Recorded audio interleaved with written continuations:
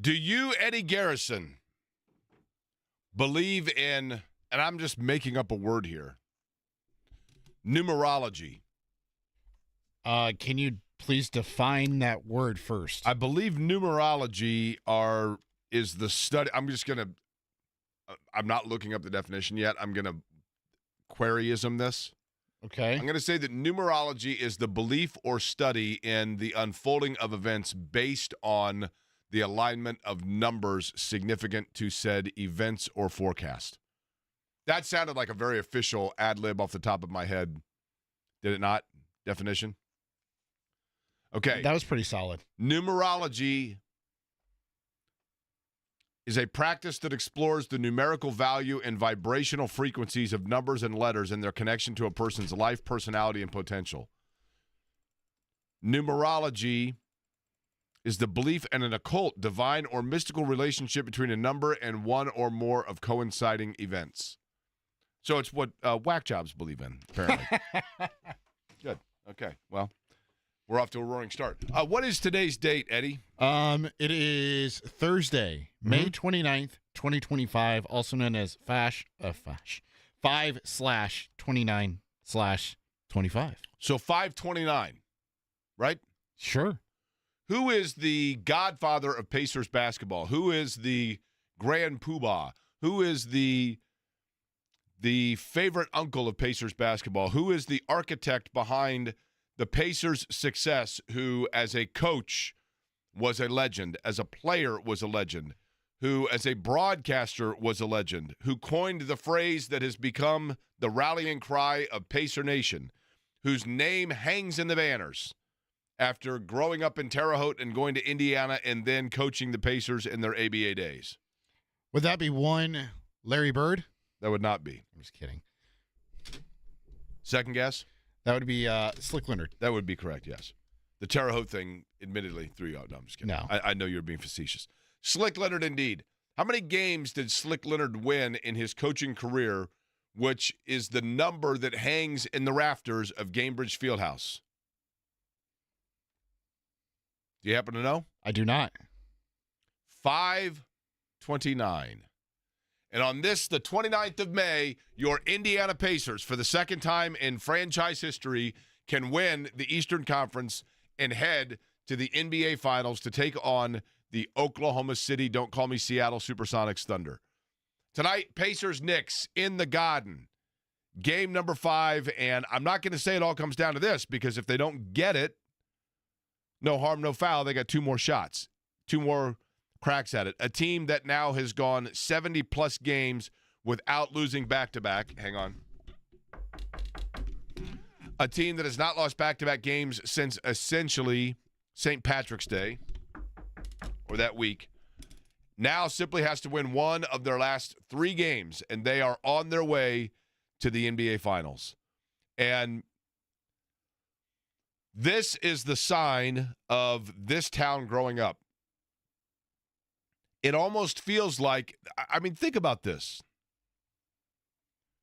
We're on the precipice here for only the second time in the history of this city of hosting the NBA Finals. The NBA Finals. The Larry O'Brien Trophy. The Pacers are 5 wins away. 5 wins away from winning it all. And that seems like a big mountain to climb, and there is still a huge game to win between now and then. And landing that knockout against the New York Knicks is not going to be easy. It's not going to be easy. Say what you want about the Knicks, but this is a mentally tougher team than Cleveland, period. You know, they had Cleveland on the ropes. This team is tougher than that. It just is. And when Cleveland got down, remember what I kept saying? Cleveland was afraid of that plane. Because the Pacers went into Cleveland, the 64-win Cavs with, you know, not necessarily major stars, but some really good players. Donovan Mitchell, they're kind of like the Knicks. I mean, the Knicks, who would you say is the Knicks' biggest star, Eddie? Who's the biggest star on the Knicks? I don't think there's any question as to who the answer is, and that would be Jalen Brunson. See, he's their best player. Well, I shouldn't say that. I think their biggest star might be Karl Anthony Towns. One of those two, right? Because Brunson is the more effective player, but Towns, a former number 1 pick, played at Kentucky, big splash when he got there. But yes, Brunson's their heart and soul. No question about that. No disputing that. But in terms of star power, it's probably Towns, although it's 6 and 1/2 dozen the other perhaps. But the Cavs maybe don't have that oomph, but they had very good players. But when the Pacers absolutely eviscerated the Cavs in Game 4 and then went back to Cleveland, and I said it on this show like 20 times before that game, and that was if that game was going to be tight in the third or early fourth quarter, Cleveland was going to start thinking about getting back on that plane to fly back to the place where they'd just gotten beat by 30, and they were afraid of that plane. And Cleveland, as talented as they are and as good a year as they had, I think was mentally weaker than New York. I think New York has a stronger mental core about them because the guy you just mentioned in Brunson, just is – he's a bulldog player, right? Yes. And, Hart is a tough guy. I think Hart might be a little dinged up. Towns, we're going to find out tonight if he's dinged up or not. Because it seems to me that Karl Anthony Towns, I know I keep belaboring this point, but laboring is the key part of it. Karl Anthony Towns in game number 3, late in the game, started favoring his knee. By game 4, at the end of it, he looked literally like the grocery cart with the one bum wheel. That just was it was, you could barely get, that's what he sounded like going down the floor, right? You know what I mean? You get that one wheel that's yeah. That's what Karl Anthony Towns sounds like as he runs down the floor. When you watch him, you can see, right? Am I wrong? Tell me I'm wrong. Oh gosh, I gotta cut that sound to play it back. Which part? Listen, my legion of fans love these sound effects, Eddie. Just so you know, I go out in public. People come up to me. I've had people ask me at Kroger. I'm at Kroger, and they're like, "Excuse me, I got the bum wheel. Can you walk behind me?" And I just walk behind and do the sound effect. They love it. Kids love it in particular. Huge with kids.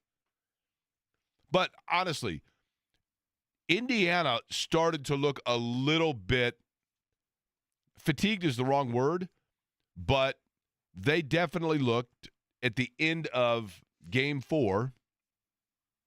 Are you still laughing about the sound effect? Eddie's giggling to himself.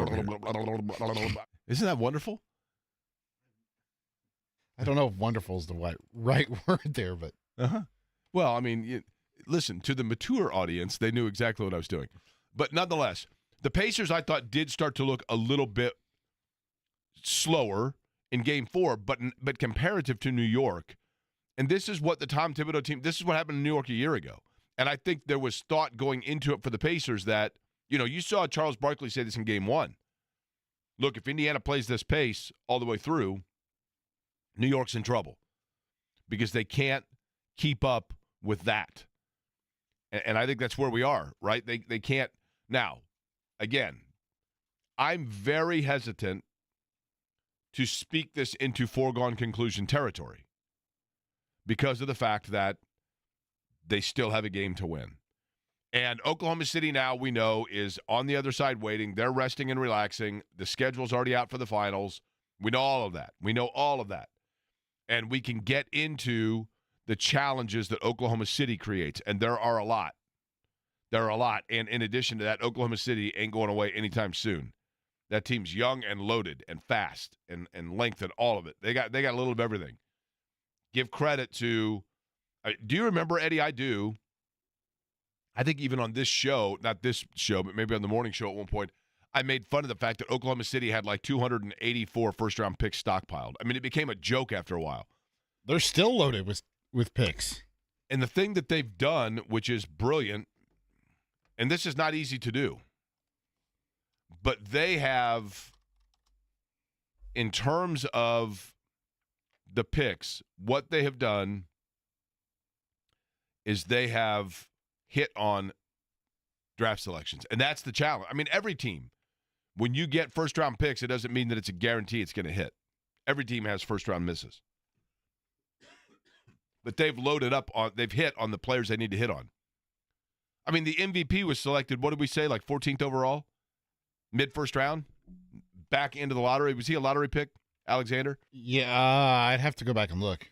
Now, here's another question. And then we you've know got, this. of course, Jokic, a second-round pick. Now, we know it's Karl Anthony Towns. Mm-hmm. Now, is it Shea Gilgeous-Alexander or Shea Gilgeous-Alexander? It is Shea Gilgeous-Alexander. Okay. So the last name is Gilgeous-Alexander, right? Yep. The surname. Okay. Picked 11th overall. 11th. Okay. So he was a lottery pick back into the lottery. Either way, big one tonight. We'll talk plenty about it today. As a matter of fact, James Boyd going to join us 1 o'clock. We'll mix some Colts conversation in with him as well because the Colts are back on the practice field. Yesterday, OTAs began. Eddie Gill joining us at 1:30. Eddie, of course, you occasionally hear on the Pacers. Now, Eddie Gill, you hear on the Pacers radio broadcast as the color analyst, but then when they put together the highlights after the game, they never include Eddie. That's not true at all. The video highlights. Oh, the video highlights. That's because Eddie waits for Mark to finish. He's respectful in that manner. He doesn't step over Mark. But they never include him. Right. They could include his comments from time to time, right? They did in one of them in the after Game 4. Sweet Baby. Was it a Sweet Baby? It was not a Sweet Baby. Eddie Gill going to join us 1:30, and then 2 o'clock, Tony East joins us. Last night, the Fever, by the way. Eddie, you, of course, do the pre- and post-game show for the Indiana Fever. We're going to put you on the clock here. You ready? Okay.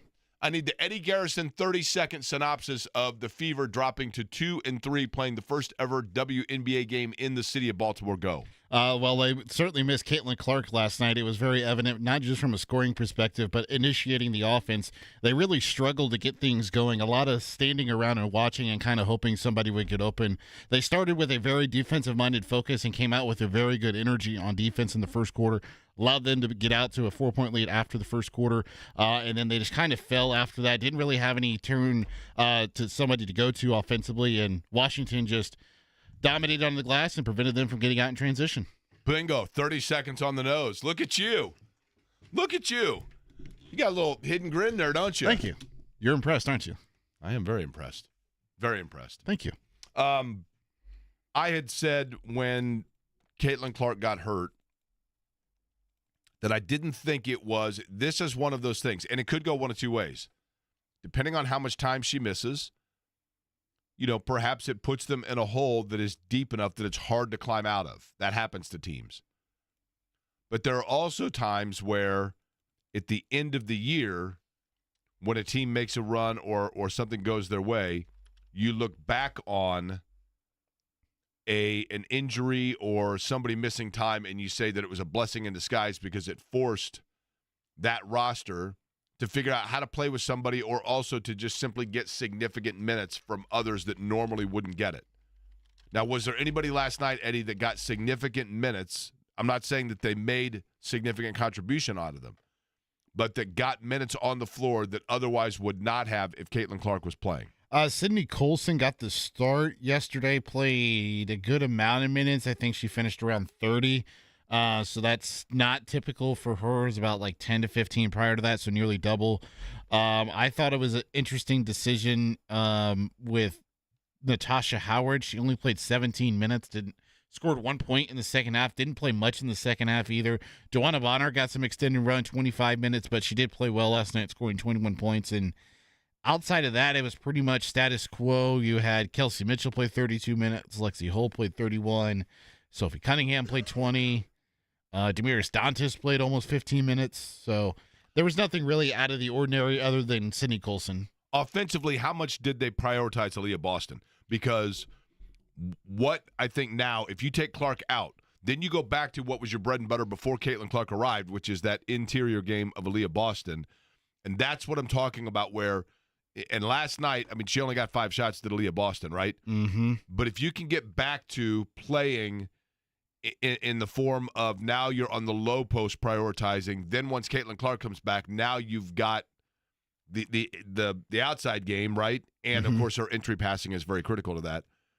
What I'm getting at is it's still early to know, but there is the possibility even in losses that this cannot necessarily overall be a bad thing because it forces you to get out of your comfort zone and win and play games away from what is your safety net.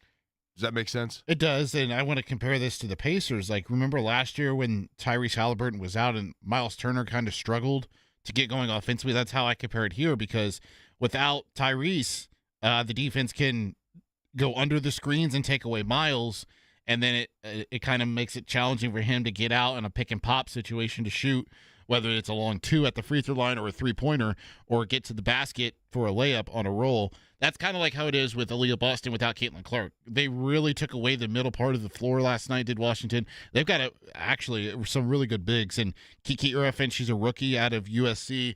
She played really, really well last night. And then they start Stephanie Dolson at center, too. She didn't play a whole lot, in large part because Shakira Austin and Aaliyah Edwards are also two very they're longer and they're bigger centers than Aaliyah Boston typically sees. So they created a little bit of a struggle for her to get going. And when they did throw it to her on the block, talking about Aaliyah Boston, Washington doubled and forced her to pass out of it. So they didn't allow her to get to her post game at all. So they're going to have to figure out ways to get Aaliyah the ball in the offense. There were a couple times where she brought the ball up the court and initiated the offense. There were times where they got it to her outside the 3-point line and she went down to the basket and attacked. Those were kind of the majority of her shots last night. Nothing was really able to come to fruition with the pick and roll that we're used to seeing with Caitlin Clark. Yesterday, Colts OTAs. Quarterback was an alternating, obviously, position, as we know it's going to be. Anthony Richardson and then Daniel Jones taking different reps as the quarterback. And it's one practice, so we know now, right? Anthony Richardson, I guess, got off to a good start, had a nice touch, then didn't have the accuracy necessarily that Daniel Jones had when he came in. Are we going to do this like with every practice? Probably so, right? Yes, and it's going to be fascinating to see how the coaches handle this, Jake, because I was talking about this with Kevin Bowen on Colts Corner, just how OTAs and training camp and all these practices leading up to the start of the regular season are in favor of Daniel Jones just because, A, he's got a lot more reps, B, he checks it down, so he's going to have a higher completion percentage, i.e. kind of like Gardner Minshew and Anthony Richardson back during Anthony's rookie year when they were going through this quarterback battle in camp leading got to Richardson ultimately being the starter. So it'll be interesting to see what kind of consistency they're looking for from Anthony, just because he's going to be the guy that pushed the ball down the field and try to push it down the field. He got picked off by Liam Anderson yesterday in a 7-on-7 or an 11-on-11 setting. Daniel Jones was like 11-12. Richardson finished 8-14, somewhere around there. So it'll be fascinating to see how it plays out, because I think you and I both have talked about this, Jake. When it comes to the red jersey on, it benefits Daniel Jones, but when the red jersey's off, it benefits Anthony Richardson just because it allows him to play the football style in which he wants to play. Okay, this from Kevin Bowen, who, of course, you hear on the morning show here on our website. Day one of 2025 viewing. James Boyd going to join us 1 o'clock. We'll go over this kind of stuff, okay? Richardson and Daniel Jones split the starting reps and a pair of 7-7 and 11-on-11 sessions. Richardson took the initial starting reps in 7-on-7 and the 11-on-11, right? With that, 170 reps. Now, he started out, did Richardson, 8 of 12 in 7-on-7 and 2 of 4 in the 11-on-11. The highlights, he started out 6 for 6 at one point on the 7-on-7. And Tyler Warren was very active. I think that's going to be a theme, right? Look, it's literally, it's a practice in May, okay? Yep. But I think that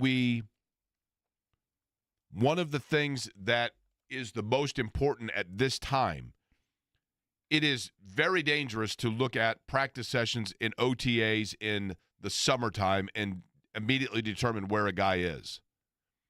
But it is significant when you're looking at the journey of somebody that you have a lot of question about to figure out where he isn't. And if Richardson is still having challenge in the intermediate passing game in terms of accuracy, I don't think anybody questions his arm strength or even his deep ball touch. But what did Chris Ballard say, and I can't even remember if it was about Richardson or Luck, make the layups, right? Carson Wentz. Was it Carson Wentz make the layups? Yeah. Yep. But it's true for any quarterback, right? Make the layups. And in Richardson's case, that's been an issue. I mean, it's great when Tyrese Halliburton hits a 35-footer. It's great when Steph Curry hits from the logo. It's great when Caitlin Clark pulls up from just across half court. But if the C's are opened up and every time they are driving to the lane, they're missing a layup, then eventually it balances itself out. And it's the same at the quarterbacking position. It's tremendous if you are able to throw the off the back foot 65-yarder through the air to Alec Pierce and hit right in stride. Unbelievable. But what are you doing on 4th and 7? What are you doing on 3rd and 6? And yes, people got on me for when I flippantly made the comment when Tyler Warren was drafted that I hope he has a 52-inch vertical. But that clearly is going to be a safety net guy for them. You need to be able to hit him in stride in numbers. And that's what separates oftentimes the mundane, oftentimes the non-glamorous, oftentimes the intermediary is what the consistency, and that is what separates the good from the great. And I don't have any question Anthony Richardson at times is a good quarterback. He has yet to show that he can be a great quarterback. He can be a great quarterback once those other things start opening up for him. Eddie, did you do anything fun last night? I know obviously you worked the game. Anything else?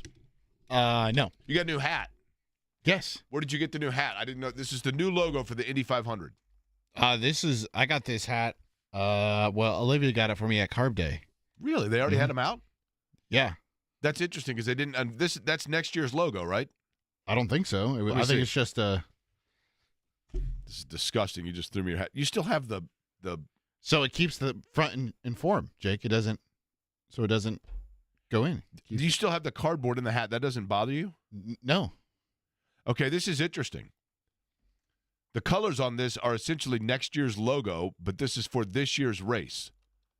This year's race, the logo was the green. Yep. This is the coloring of. I thought this was next year's the 110th logo, which came out yesterday. It was unveiled, and it honors the fact that it is going to be the 250-year, of course, birthday of the United States. Also, I don't know if throw that back over. If you could. I want to see something here on the size adjustment here. You're not doing too bad. You're going. Is this a little snug on you? No. With your huge head? No. You're going three notches from the full throttle on the back on the adjustable hat. Not bad. For your 8 1/4 hat. Thanks. Size, that's not bad. This from Eddie's only friend, Alec.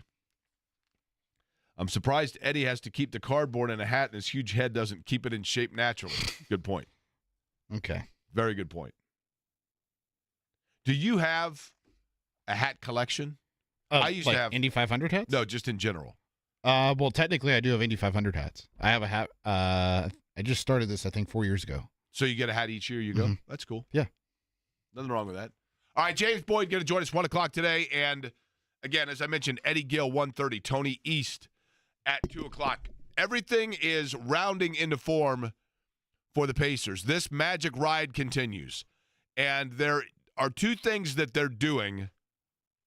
One in which I think was forecasted a year ago, and one in which I think there's the forecast that the next challenge, obviously it goes without saying, could be the biggest. And I'm not talking about the challenge of knocking out New York, which is a big one. The knockout punch is always the hardest to land, no question about that. But moving forward, there is something that I think is going to be an adjustment's going to have to be made. And I'll let you know what that is on the other side. Also tonight, I want to remind you, 7 o'clock, Britain Tavern in Fishers. I'll get you the exact address.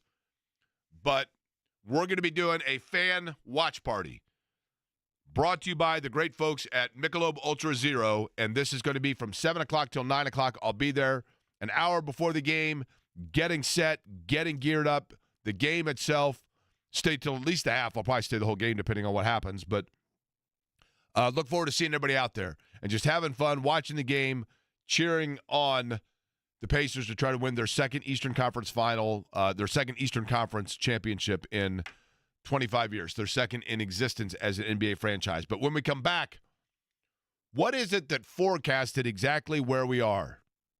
And what might forecast what the next hurdle could be? I'll tell you next.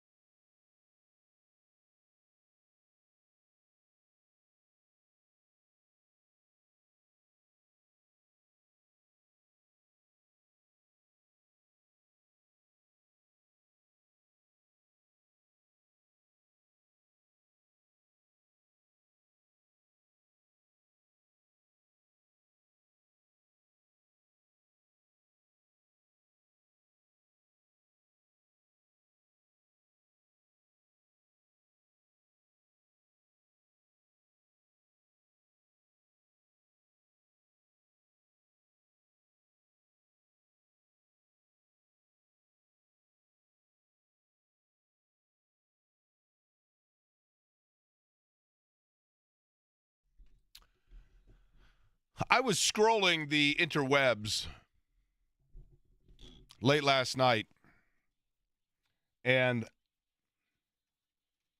I stumbled upon a Boston Celtics fan, I guess, message board, I'll say, for lack of a better phrase, if we're using terms from 15 years ago. But it was a thread of like a Celtics blogger that wrote about the Boston-Indiana series from a year ago. Now, if you look, and I'll have to look it up here. I should have had this probably ready to roll right when we came out. But if you look at Boston's playoff run from last year, okay, and the Celtics, and obviously I don't think anybody doubted that the Celtics going into it were the best team, there was no shock that they won the NBA title is what I'm getting at. And the playoffs themselves, I'm trying to think here. They won round 1 4-1, okay? And they did that by beating Miami. They won in 5 games. They advanced to the semifinals.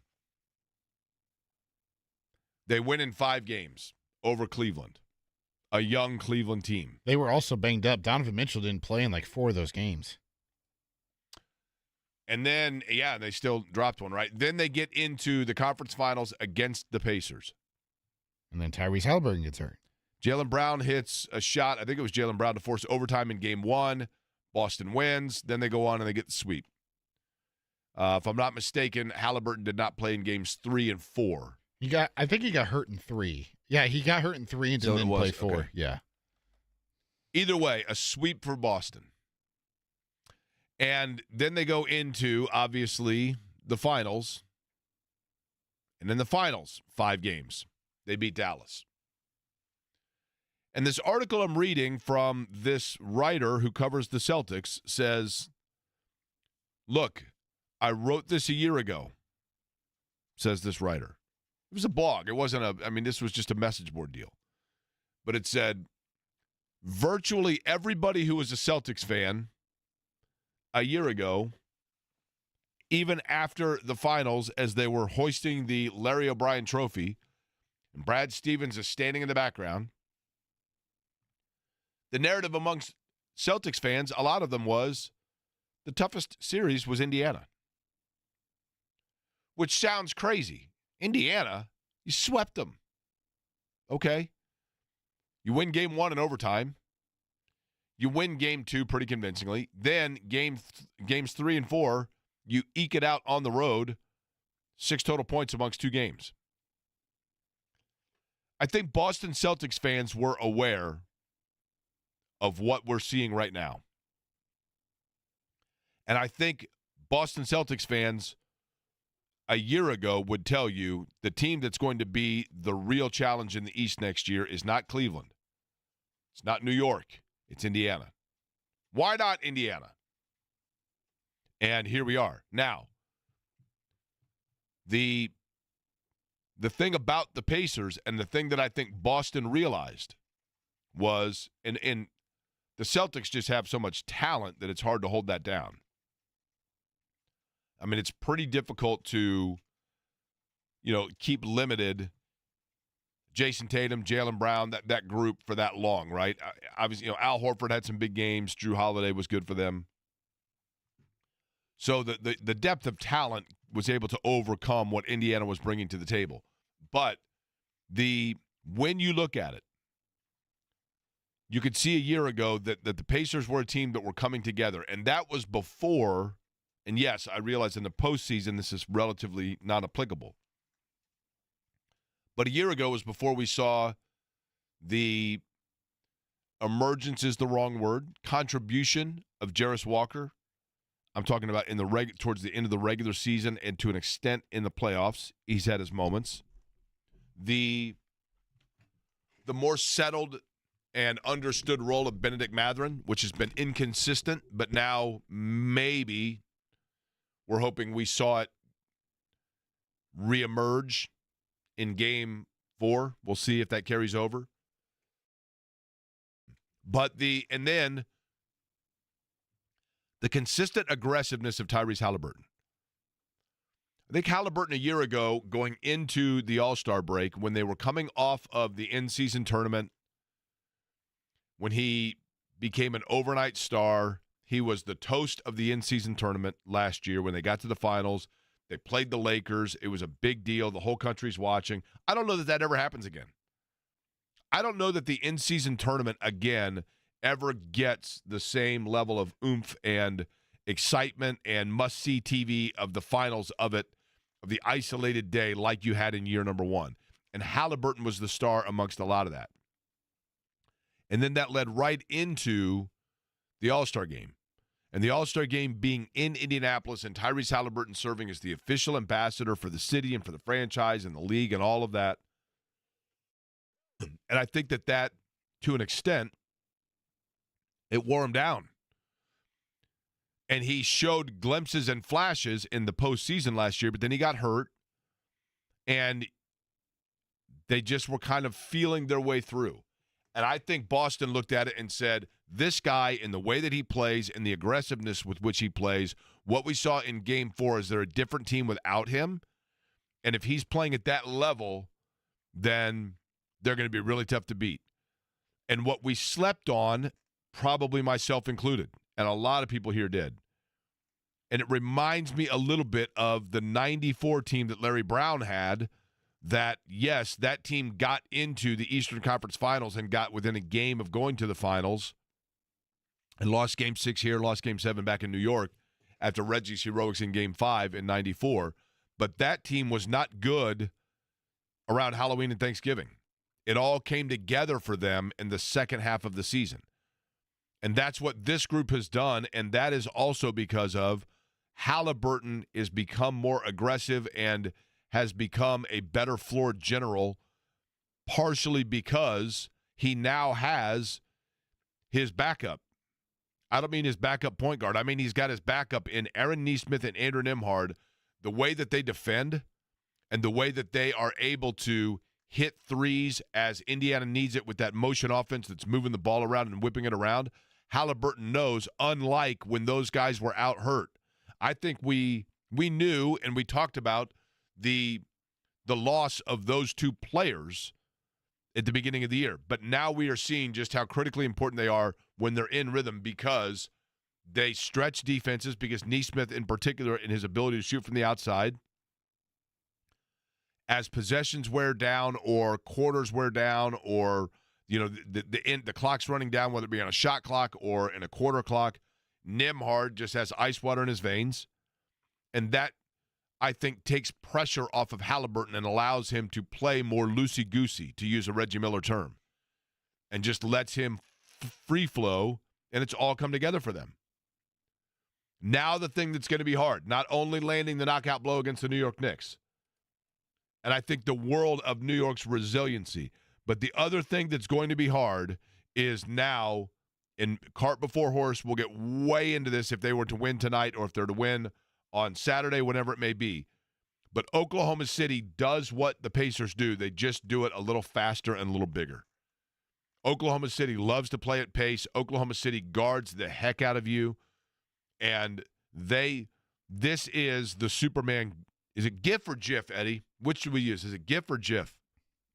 I go with GIF. GIF. This is the Superman GIF of the two looking at each other and figuring out, like, wait a minute. The Spider-Man one, you mean? Or Spider-Man, what'd I say? Spider-Man. It's the Spider-Man GIF, right, of the two of them looking right into the mirror at one another, because Oklahoma City is a slightly taller and more athletic version of Indiana. That's going to be the challenge. And you've got to rely on some of your veterans then in that case. But it's going to be fun to watch. But still want to get – but listen, I don't want this clipped and sent to New York like Indiana's already putting the cart before the horse. No. I think the world of Jalen Brunson's tenacity, I think the world of Karl Anthony Towns' talent and his versatility, I think the world of Josh Hart's ability to hit threes in bunches. I'm hoping, I don't wish ill will on anybody, but I don't know that they're all 100%. But still, going to be a tough one to land. Tough one to land. But it's 5:29, and that's the number that Slick has on the banners up in Gainbridge Fieldhouse, and that's why I say it happens tonight. We'll see. James Boyd joins us other side.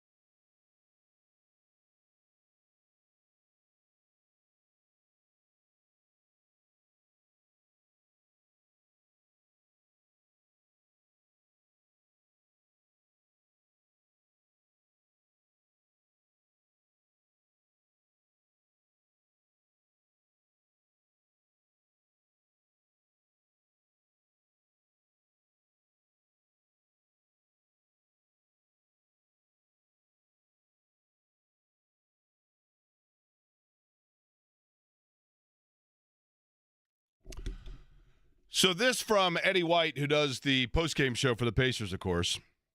If Jake actually listened to the world's greatest postgame show over the last 2 weeks, he would have heard on multiple occasions the information that the Pacers either tied or led in within the last minute of regulation in 3 of the 4 games versus Boston. He would not have to stay up till 3 in the morning reading Boston fan blogger boy pages. Very true, but I think it's far more interesting to hear an objective opinion about the Pacers from a team that just won the NBA title than from those of us that see it all the time, because sometimes we are curious as to what the outside perspective is of Indiana, in particular when this is a fan base, a franchise, and a city. And by the way, James Boyd at 1 o'clock, I said other side, 15 minutes from now. We as a Indianapolis and Indiana in general, one of the things that makes it unique is this is a town that has always strived for validation and acceptance because it has always been deemed as a flyover city or a middle market city. And yes, we in Indianapolis are aware of the significance to the sporting world here, whether you're talking about hosting the world's largest spectator sport every year, whether you're talking about the fact the NBA Finals have been here, whether you're talking about the fact that the city has won a Super Bowl, whether you're talking about the fact that the city has hosted a Super Bowl, whether you're talking about the fact that the Pan American Games have been here, whether you're talking about the fact that you've won at one time 4 straight American Association baseball championships, whether you're talking about the fact that the Final Four is in rotation here every 5 years and the NCAA is based here, all of those things, all of those factors, the swimming and diving Olympic trials here, the track and field Olympic trials that take place here.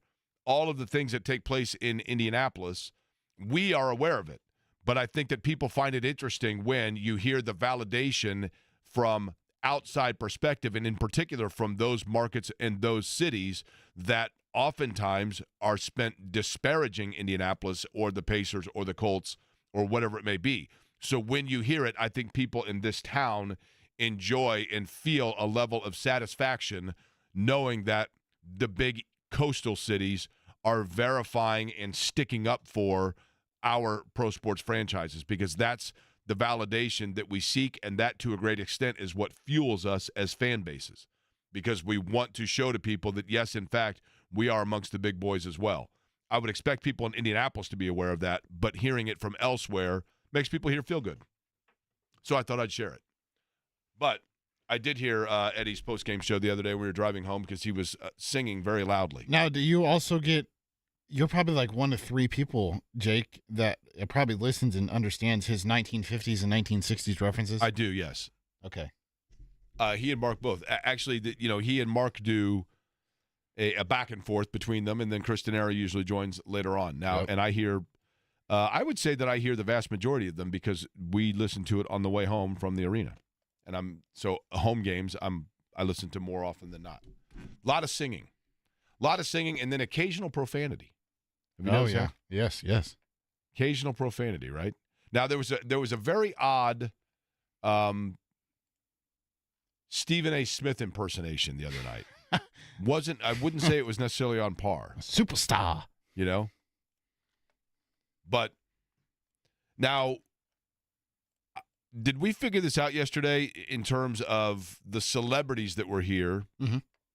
I found out Jelly Roll, by the way, was at Game 2 in the Garden. So he not only was in attendance at Game 4 in Indy, he was in the Garden. So is he a Pacer fan, or is he just a fan of the event itself? I don't know. Because last night he had a concert in Hershey, Pennsylvania, right? He did. I mean, it's not exactly a convenient stop. I'm just going to swing through Indy on the way to Hershey. I don't know where he was coming from. I don't know where he was prior, so. Ben Stiller said that the fans were great, but he didn't understand when McAfee grabbed the microphone and called him out, right? And then you had the Bob Dylan fella that wore sunglasses. Chalamet. He wore sunglasses the whole time. Yep. Is Timothy Chalamet, Eddie, you're younger and more hip than myself. Was he a star before the Bob Dylan role? I've never really heard of him until he started dating. Is it Kylie or Kendall Jenner? Yeah, he's dating. Is he still? Yeah. I mean, I just know that he played. Where's he from? Is he from New York? He strikes me as the kind of guy. I'm just going to guess here.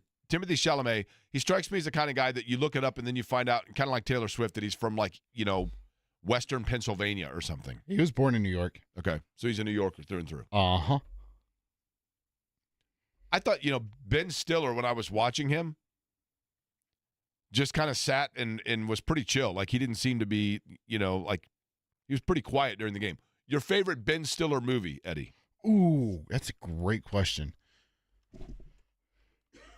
I love the whole Meet the Parents, Meet the Fockers. Okay. That stretch of movies. Yep. I think he is Ben Stiller. I think he's really funny. Tropic Thunder is a good one, too. Dodgeball? Oh, yeah. White Goodman. Duh.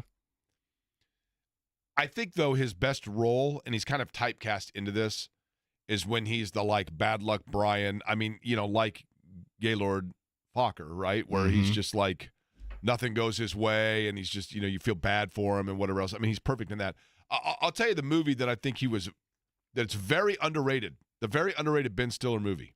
Madagascar? Nope. And it's not the museum one either.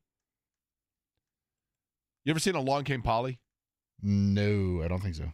I think my favorite movie of his is Along Came Polly because Philip Seymour Hoffman makes the movie. He's in Happy Gilmore 2, apparently. There was a Happy Gilmore 2? Hasn't come out yet. Oh, really? It'll be on Netflix. That's the other problem with movies now is they go direct to like streaming, and the era of let's all pile into a movie theater and I remember seeing, what's the last movie that you saw in a theater where it was like a packed house and people were laughing along and then the laughter became contagious or the fear or whatever else and everybody in there was enjoying it? I believe it was Spider-Man No Way Home. How long ago was that?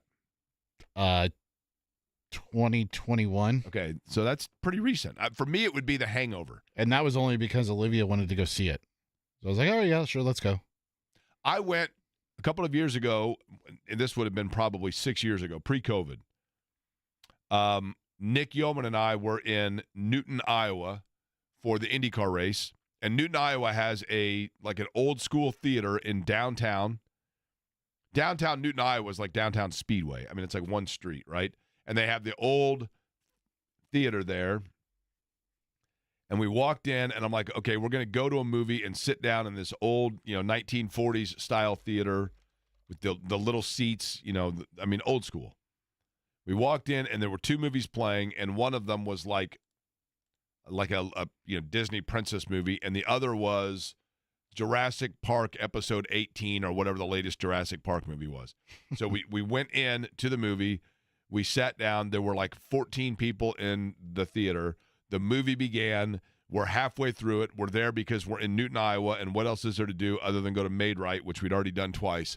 And we're watching this movie, and literally of the other 12 patrons inside the theater, one guy halfway through it just yells out completely spontaneously and unsolicited, "This movie sucks!" And everybody clapped. And then the ice was broken, and we all just sat there and talked through the entire movie, and it was terrible. It was literally one of the worst movies I've ever seen, for what that's worth. Tower Heist. Are you familiar with Tower Heist? Nope. Something About Mary? Oh, I mean, that's Something About Mary. How did we forget that one? I've never seen that movie, so. Well, hold on. I've got to add this to the list. You've never seen Something About Mary? No, that was from Alec, too. Something About Mary is probably the biggest. So we now have a list, Eddie, when you come over with Jimmy Cook for our viewing party. We've got Shawshank that you need to see, right? Yep. Something About Mary, okay. Mark Dykton chimes in with Heavyweights. I've not seen Heavyweights. No, hold on. What's the other movie that there's Shawshank, Something About Mary? There's one other one that you hadn't seen that I told you need to see, right? Or is it just those? I don't know. So you're going to come over someday for a doubleheader of Shawshank and Something About Mary, and it's going to change your life. There is now, by the way, Eddie, just so you know, do you happen to have the breaking news sounder?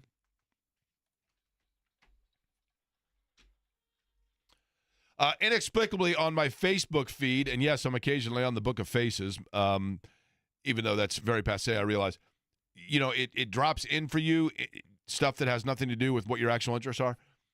And I have no idea why it dropped it to me because I'm not in like Santa Monica or whatever. Every once in a while, my phone will just think that I'm somewhere. Like I'll look up, hey, I need to get my haircut or whatever. And I'll look it up and it'll be like, haircuts near you in Tulsa. I'm like, what? So it dropped me. Apparently, Judge Reinhold is now doing a series where you can go and watch Fast Times at Ridgemont High in a theater with Judge Reinhold, and then he does Q&A afterwards. Or when are we going? When are we going, Jake? Field trip. Honestly, right? I mean, he's a single successful guy, right? I still can't get over the fact that you told me a secret about one of your fellow coworkers at the IndyCar Radio Network, and I'm just in total blasphemy over it. Well, which one? Oh, Judge Reinhold was at a race last year. It was this time a year ago. It was at the Detroit the Detroit Grand Prix. Yep. Ryan Marine, the pit reporter. I didn't want to out Ryan. Oh, I'll out him right now. Ryan. So we're sitting there. We're at the race in Detroit. Judge Reinhold last year was because the Beverly Hills Cop, again, straight to streaming. No, Beverly Hills Cop 3 or 4 or whatever had come out. Judge Reinhold was there to promote the movie, and Ryan Marine comes over the intercom because Mark James, I'm out in a turn. Michael Young and Nick are out in turns.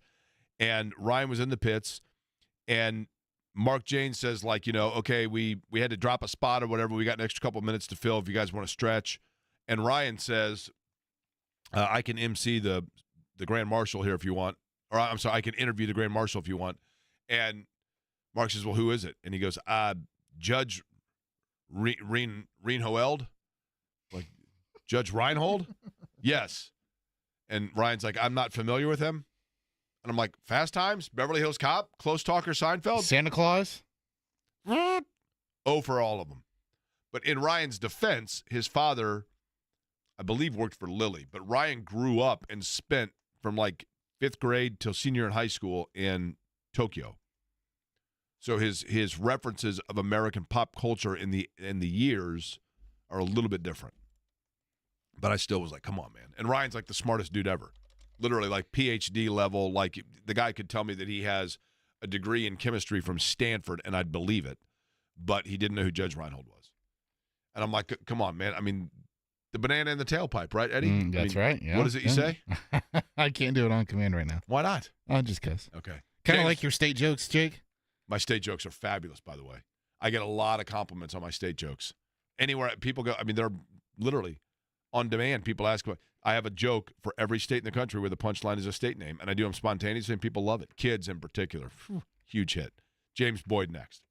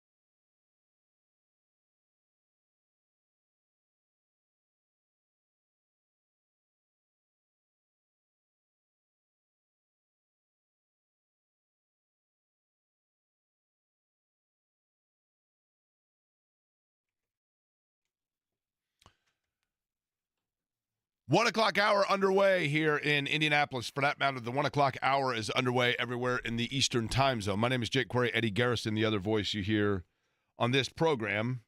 It is known as Query and Company here on 93.5 and 107.5 The Fan. Reminder tonight, fan watch party, Britain Tavern. Be there starting at 7 o'clock up in Fishers. And this is all courtesy of our friends at Michelob Ultra Zero. And I will be there certainly for the first half of tonight's game between the Pacers and the Knicks in the Eastern Conference Finals. And would love to have you come out and join us.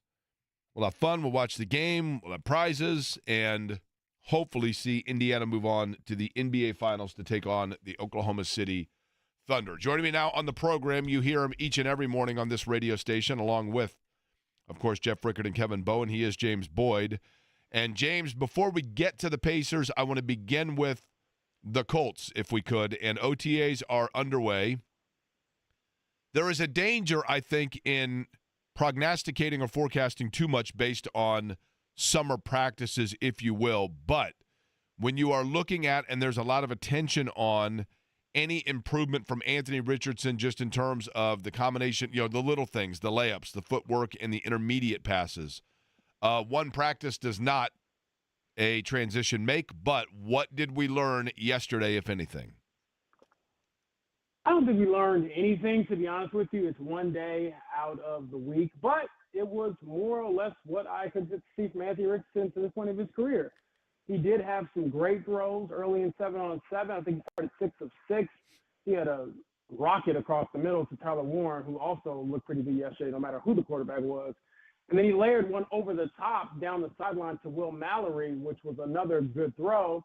But then when they got to, I believe, 7-on-7 later in the day, he got picked off by Liam Anderson on like an out route. And then on the play after that, he was rolling to his left and threw one to an Alec Pierce who was open but kind of skipped it off the ground. So up and down day, but more or less what I expected to see. Daniel Jones was more consistent. Anthony was more explosive. James, at what point in the NFL, and maybe it's different franchise to franchise, but at what point – I'm sorry, it cut out. Okay, at what point in the NFL, and maybe it's different from franchise to franchise, but in your observations, your time covering the team, at what point in a quarterback's career do you begin reeling away from falling in love with the anomaly plays that are amazing and realizing that you cannot bank on that because the routine plays are not? And therefore you have to say, it sucks that we're going to punt on the opportunity to occasionally get a 65-yard strike, but we need more consistency elsewhere. How long do you give it before you make that decision? This year? I mean, I just don't think that you can sustain that. And honestly, it sounds like the Colts have made up their mind that last year was enough. We didn't have enough consistency, whether it's availability or just moving the ball down the field, and that word consistency continues to pop up from Shane Steichen. So I think you give it, a year, 2 years, possibly this last year for Anthony Richardson. I don't say last, but this third year for Anthony Richardson. But if he doesn't show you signs of improvement, drastic improvement, to where you can just stay on the field consistently and move the ball consistently, you can't bank on that, man. The NFL is a hard league, and it does not reward you for inconsistency. Even if your inconsistent moments can be great at times, overall, it's usually going to be more bad than good if you can't move the ball. When you looked at, let's go to Daniel Jones. I mean, we can talk about Anthony Richardson, and tell me if this is a fair assessment, okay? Looked okay in the beginning, then as more time was given, showed some of the glimpses of what is the frustration in missing throws that theoretically a veteran should not be missing. Fair statement on what we saw after one practice of Richardson? Yeah, I think that's probably fair. I mean, again, Daniel Jones is what I expected to see. I believe his completion percentage for his career is like 64%.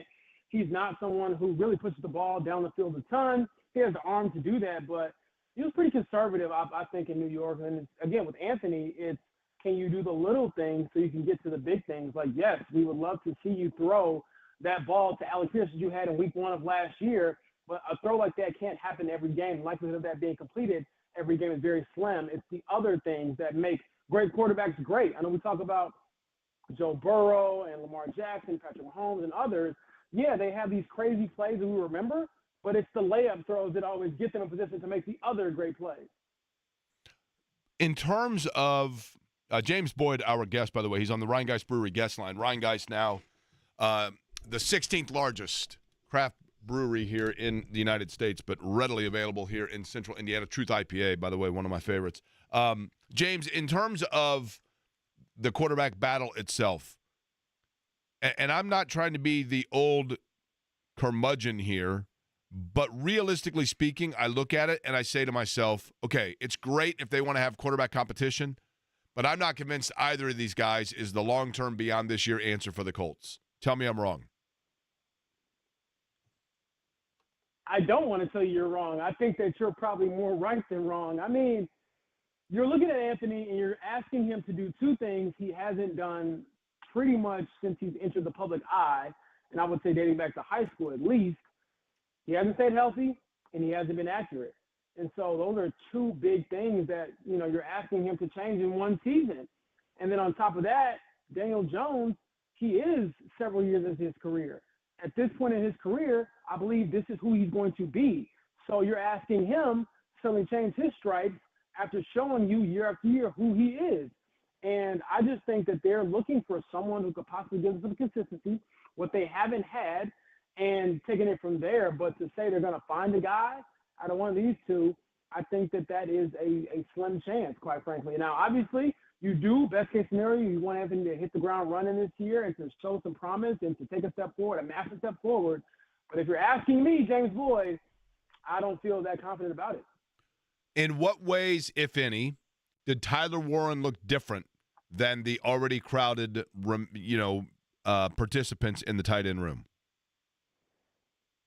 I think for him it was, one, he was getting the ball no matter who threw it. And then two, these weren't just little dumps across the middle or little out routes or, okay, everyone's covered, here he is. No, these were chunk plays, and he's catching on the run. And the only thought I had yesterday was, okay, that was a first down if he catches that on the run. But knowing how hard it is to bring him down the open field, or at least how hard it was in college, you wonder if that could be an extra 5 or 6 yards there. So that was an element that we haven't really seen from this tight end room, one of the least productive in the NFL last year. And, of course, Mo Cox had a couple of timely catches. But, again, it's like once he gets the ball, he's going down. With Tyler Warren, I believe there is an opportunity to get that yak, the yards after catch, for him to go out there and play well and continue to move the chains for this team. So, again, one day, I don't want to, overstate it, but it was promising to see that from your first-round pick. Does Tyler Warren seem to you, James, to be a guy that is a catch-in-stride tight end? Is he a a Mark Bavaro-like catch and then turn and overpower people tight end? Jeremy Shockey, I guess, to an extent like that. Or is he more of a slot receiver tight end that can catch the ball basically in full stride? I think he's more of the Jeremy Shockey type. And it's funny you mentioned that, Jake, because I believe he compared himself to Jeremy Shockey, who I believe was at least a one-time Pro Bowler with the Giants, might have been a multiple-time Pro Bowler, but very good player nonetheless. And I think that Tyler Warren, if he's able to become that sort of player for the Colts, that is a home run pick. And so, again, it's hard to kind of gauge that while you can't hit anyone, you're not really wearing pads. But to give a credit to Riley Leonard told us a few weeks ago, you won't be able to tell how much a football dude Tyler Warren is until you put the pads on. He saw it, obviously, in the biggest stage of college football, in the college football playoff, and now the Colts are excited to see it at the NFL stage. James Boyd, our guest. You hear him in the morning, of course, on this radio station on the Fan Morning Show, along with Kevin Bowen and Jeff Rickard. He's on the Ryan Geist Brewery guest line. All right, James, let's switch to the NBA. You have covered the Pacers. You've been a Pacers beat writer before. This particular team, I want you to tell me, we'll begin with this. Tell me why they win tonight. They win because they play with incredible pace, and they still have more depth than the Knicks. And Tyrese Halliburton is probably as confident as he's ever looked on a basketball court, and he continues to ascend and kind of push himself forward into that upper echelon of the NBA when it comes to the top players. Okay, tell me why they have to come back here and play a Game 6 because New York wins tonight. One, Karl-Anthony Towns' knee or whatever, he's able to play through it and play well. Jalen Brunson goes off. And the Knicks, I think the wrinkle they might throw at the Pacers is to face guard Tyrese Halliburton, pick him up full court, hound him, get the ball out of his hands. He's unselfish as it is, and you try to force the other guys to beat you, and they can't quite deliver like Tyrese Halliburton would and does when he's running the show. So I think if they're able to get some big nights from their top guys, possibly, obviously more contributions from their bench, and then take Tyrese Halliburton and, he had an A++ game last game, bring him down to maybe a B- or a C+, they're able to survive one more night. If you look at this Pacers team, Tyrese Halliburton gets a lot of credit. Rightly so, understandably. Pascal Siakam is a former champion that's, an all-NBA level player and has been an established player in the NBA. Tell me the player or individual that is very responsible for this Pacers run that doesn't get enough credit. Rick Carlisle, number one. I believe whenever I hop on the air, my first thought is always to go to the players, but Rick Carlisle has been coaching his you-know-what off. And then as far as players go, it's hard to say because I feel like a lot of the top guys get their credit. But I would just say from a national perspective, Aaron Nesmith probably isn't viewed the way he should be. I believe he might actually be the best role player in the NBA given his contract situation and how much he isn't paid because he should be paid more, and then what he does on both ends of the floor. Like, he's gone from being a good shooter to an elite shooter through the playoffs. And he's gone from being, a pretty good defender to someone, in the playoff series is an all-NBA caliber defender. And so I think that this is a young man who deserves his flowers. Kind of when he got traded to the Pacers, it was sort of an afterthought from around the league, but I guarantee you if they got to redo it again, a lot more teams would be in on him if he knew he would develop into this. And so Aaron Nesmith, to me, has been just probably the most consistent Pacer throughout the playoffs as well, and someone that they would not be here without. Nesmith, and this is pretty staggering, but it's, at this point it's almost common knowledge. Nesmith is in the first year of a 3-year deal that pays him $11 million flat for all 3 years. $33 million, 3-year deal. I got into a discussion yesterday with somebody. I'll say a debate, but a discussion. Aaron Nesmith, when his deal is up, assuming that he stays on the same trajectory, merits what kind of salary per year, James Boyd? He's getting at least 25. Yeah. At least 25 a year. I think if you look at, I said 30, and I was told I was crazy, and maybe that is a little nuts, but considering it's going to be 3 years from now, 25 minimum, right? Yeah, I don't think you're crazy for saying 30, Jake, because the salary cap and all that will continue to go up. But this is a dude who will certainly get double plus what he's making right now if he continues this on his next contract. I do understand. I think he's 25, so maybe the age kind of kicks in a little bit. But NBA money, the guys that get paid, the guys who are not as good as him who get paid, oh, yeah, he's going to get a nice upgrade. And that's why, not to cut you off, Jake, but this is why this window is so special for this team, because the hard part about being a great team is that eventually you got to pay guys. And so that's why this window is so special, because there will come a time when you can't pay everyone, which every championship caliber team does, and they have to kind of break some pieces off and try to replenish at other places. So while you have him at this contract price, you need to maximize that. Well, the other thing too, James, this window is the time is now, obviously. That goes without saying. They're 5 wins from a title, for crying out loud, right? They're 1 win from getting back to the Eastern Conference Finals for just the second time in franchise, to the NBA Finals just the second time in franchise history. But I look at, and I'm not trying to go cart before the horse, but I look at Oklahoma City and I think, man, their window is now, and it seemingly is wide open for like 5 to 6 years. So you got to kind of strike when the opportunity's right there before Oklahoma City even really gets totally grooving into, I don't want to say dynasty. That's so cart before the horse, but they are so young as Oklahoma City. They are so young and so deep and still have assets beyond what they have here that it feels like if you're going to strike at them, now's the time to do it, right? Like, let's go, right? Absolutely. And I will say, OKC fans are probably like, hey, we heard this before. We had 3 MVP on our roster at one point at the same time, and we only got to the NBA Finals once. And so when I look at this OKC team, I do believe they're probably better as far as their long-term outlook than that OKC team was at the time. But, yes, I believe OKC might be the best team in basketball with what they do on both ends of the floor. They obviously have the MVP. And the Pacers can hang with them. But, yes, if this is going to be an opportunity for you to kind of catch them before they kind of reach their peak or their pinnacle, it's now. And unlike OKC, the Pacers, they have guys on different timelines. Like Pascal Siakam isn't this young gun. Miles Turner isn't this young gun. Tyrese is 25. Like, he'll be there. But assuming that he continues to be an all-NBA caliber player and they continue to make deep playoff runs, 3, 4, 5 years from now, when he's 30, they will not look the same at all, as far as their core. So, yes, this is a golden opportunity. And as Rick Carlisle said, when they got to the conference finals, it's wide open this year. This does not feel like, last year when they got to the conference finals and it's like, all right, well, thanks for coming. Here's Boston in 4.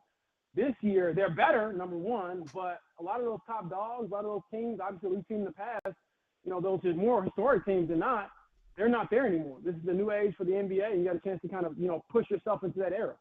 James, do you think Rick Carlisle, in terms of his coaching this year, do you think he's been better at adjusting himself? That came out totally the wrong way, but you know what I mean? Like, in other words, reassessing the way that he is going about the schematics of it, or understanding his roster and simply letting those guys have the freedom to play through themselves and then maximize themselves, if that makes sense.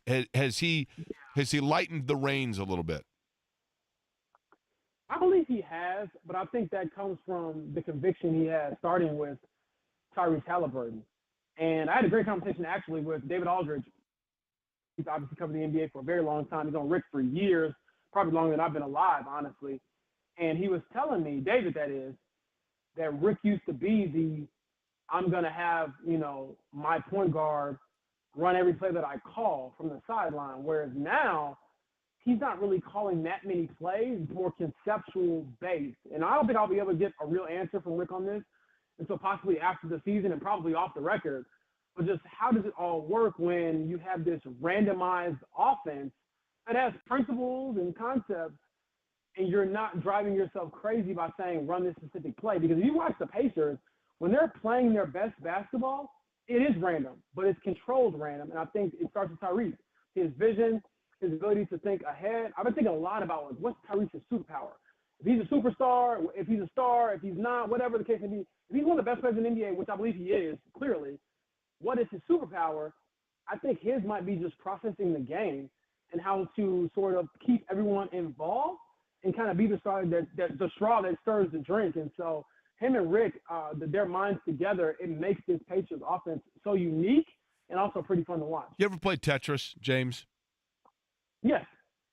So when you're playing Tetris, and especially if the ground of it, the blocks are starting to add up a little bit, right? And so you've got a very finite amount of time to figure out as one of the pieces starts to fall exactly how to turn it. The challenge of that game, as soon as the piece is presented at the top of your screen, is being able to instantly envision which way it turns and where it best fits and get it there quickly. Halliburton does that playing basketball as well as anybody I've seen in a long time. He as soon as he gets the ball on an outlet, in particular from Miles Turner, he's able to immediately see exactly where the opening is, where that piece fits perfectly. And he gets the ball into an operating area before it's even an operating area. And that, to me, is very, very elite. But he hasn't done it consistently, but he has in the last probably month to 2 months. Is that too Freudian or accurate? I think that's very accurate. And you know what? I think we might be in the middle of Tyrese sort of making his star turn. And not to say he wasn't a star before, but I think we're seeing some growth here in his ability to sustain some of these performances. And also to keep in mind, his team does not ask of him to be a quote-unquote superstar every single night. And honestly, the way they play, there's rarely going to be times where Tyrese Halliburton took the ball, I believe, 23 times like he did the last game. He doesn't do that very often. But to your point, Jake, I do think that he's able to sort of feel games out a lot better than he used to be, especially when it comes to calling his own number and distributing to others. And what we're seeing right now is stuff we haven't seen before ever. And I know that, to Carl said the other night, there might be some statistics that come out later or some term that comes out later to describe Halliburton and the zero turnovers and things like that. But, man, I just consider him like an orchestrator. He's out there doing all the things that kind of make everything else go. And sometimes it isn't like a statistic. He'll have the hockey assist, so to speak, the pass to the next pass for the bucket. And oftentimes it's simple stuff like just pushing the ball ahead. If you ever watch him, Jake, as I'm sure you do, he rarely dribbles it when he gets it going up the court on a fast break. He'll just push it ahead. He might get it back, but he's going to force a defense to react to the pass, and you can never outrun a pass. And so it is fascinating to see because I think that for myself personally, and maybe some other viewers, listeners out there, when they watch him play, he's kind of redefined how I view dominance in the NBA. I'm used to LeBron, the KD, even Steph Curry with his gravity as a shooter. Tyrese dominates with his vision, his passing, and just reading the game better than anybody else. The other thing now, the last step for me, for superstardom for Tyrese Halliburton, he has shown his last game, what he did was historically great. The triple-double, the fact that he is accumulating the number of assists that he is without a turnover, holding on to the basketball, the things that he said his AAU coach most preached to him for him to do. Beggars and choosers here, I realize, but superstars are able to do that consistently, night in and night out. And I'm not saying he hasn't done that here in this postseason, but he's got to follow it back up tonight and not have one of the then kind of disappearing acts. And we'll see whether or not that happens because New York's going to adjust. New York's going to adjust. But look forward to it tonight. And again, 7 o'clock, Britain Tavern Fan Watch Party. If you are in the area, come by in Fishers and see me. I will be there. James, you guys will be talking about it tomorrow as well, I know. So I certainly appreciate the time. We'll see what happens, all right? Anytime, man. And tell Eddie, I like the party like a rock star intro. That was pretty sweet. Thank you. Look at Eddie. That's 2 compliments in an hour. All right, guys. You've reached your quota for the day. All right, thanks, James. Appreciate it. Eddie Gill going to join us just a couple minutes from now, by the way. I can't believe when we were talking about Ben Stiller movies, I am ashamed of myself that Mark Dykton had to remind me that I'd forgotten. How do I forget something about Mary? That's Mark Dykton didn't remind you. Well, my only friend Alec texted me, and then I mentioned it. And then Mark Dykton went to Twitter crucifying us for not mentioning it earlier. Hey, Jake, can you please show your talent of making jokes with states as the punchline? You can't do it on demand. You just can't. But did I tell you, Eddie, I don't know if I told you about this. A friend of mine asked me to go to church with him. Okay.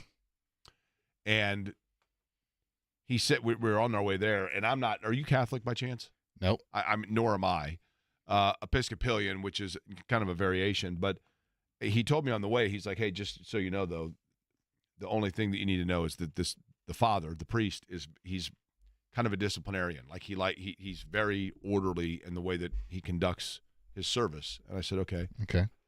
But it was in the spring, and kind of hay fever was going around. Just, a lot of people had, allergies, that kind of thing. And, so he came in, and I'm not of the Catholic faith, so I'm not totally aware of the way that services go, but there's a lot of rising and sitting, of course, during a Catholic service.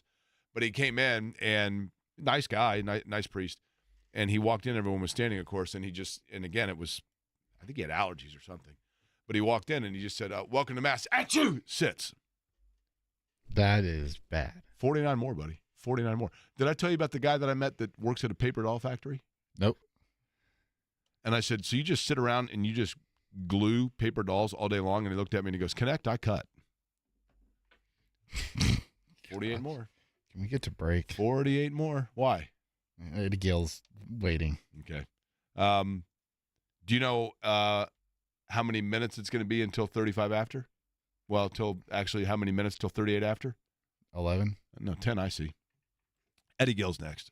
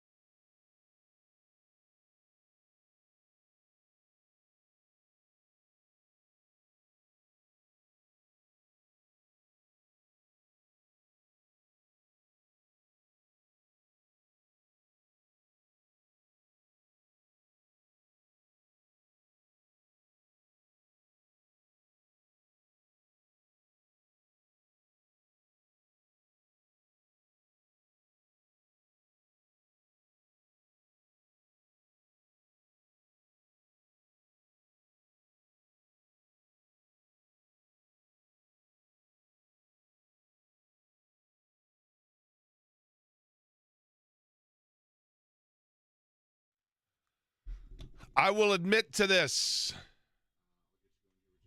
This is probably not the sharpest thing I've ever said doing a midday sports radio show in Indianapolis on a day when the Pacers are going into Gotham to take on the Knicks, but I love the city of New York. I don't like the Knicks, but I do love the city of New York. Eddie, have you been to New York? I have not.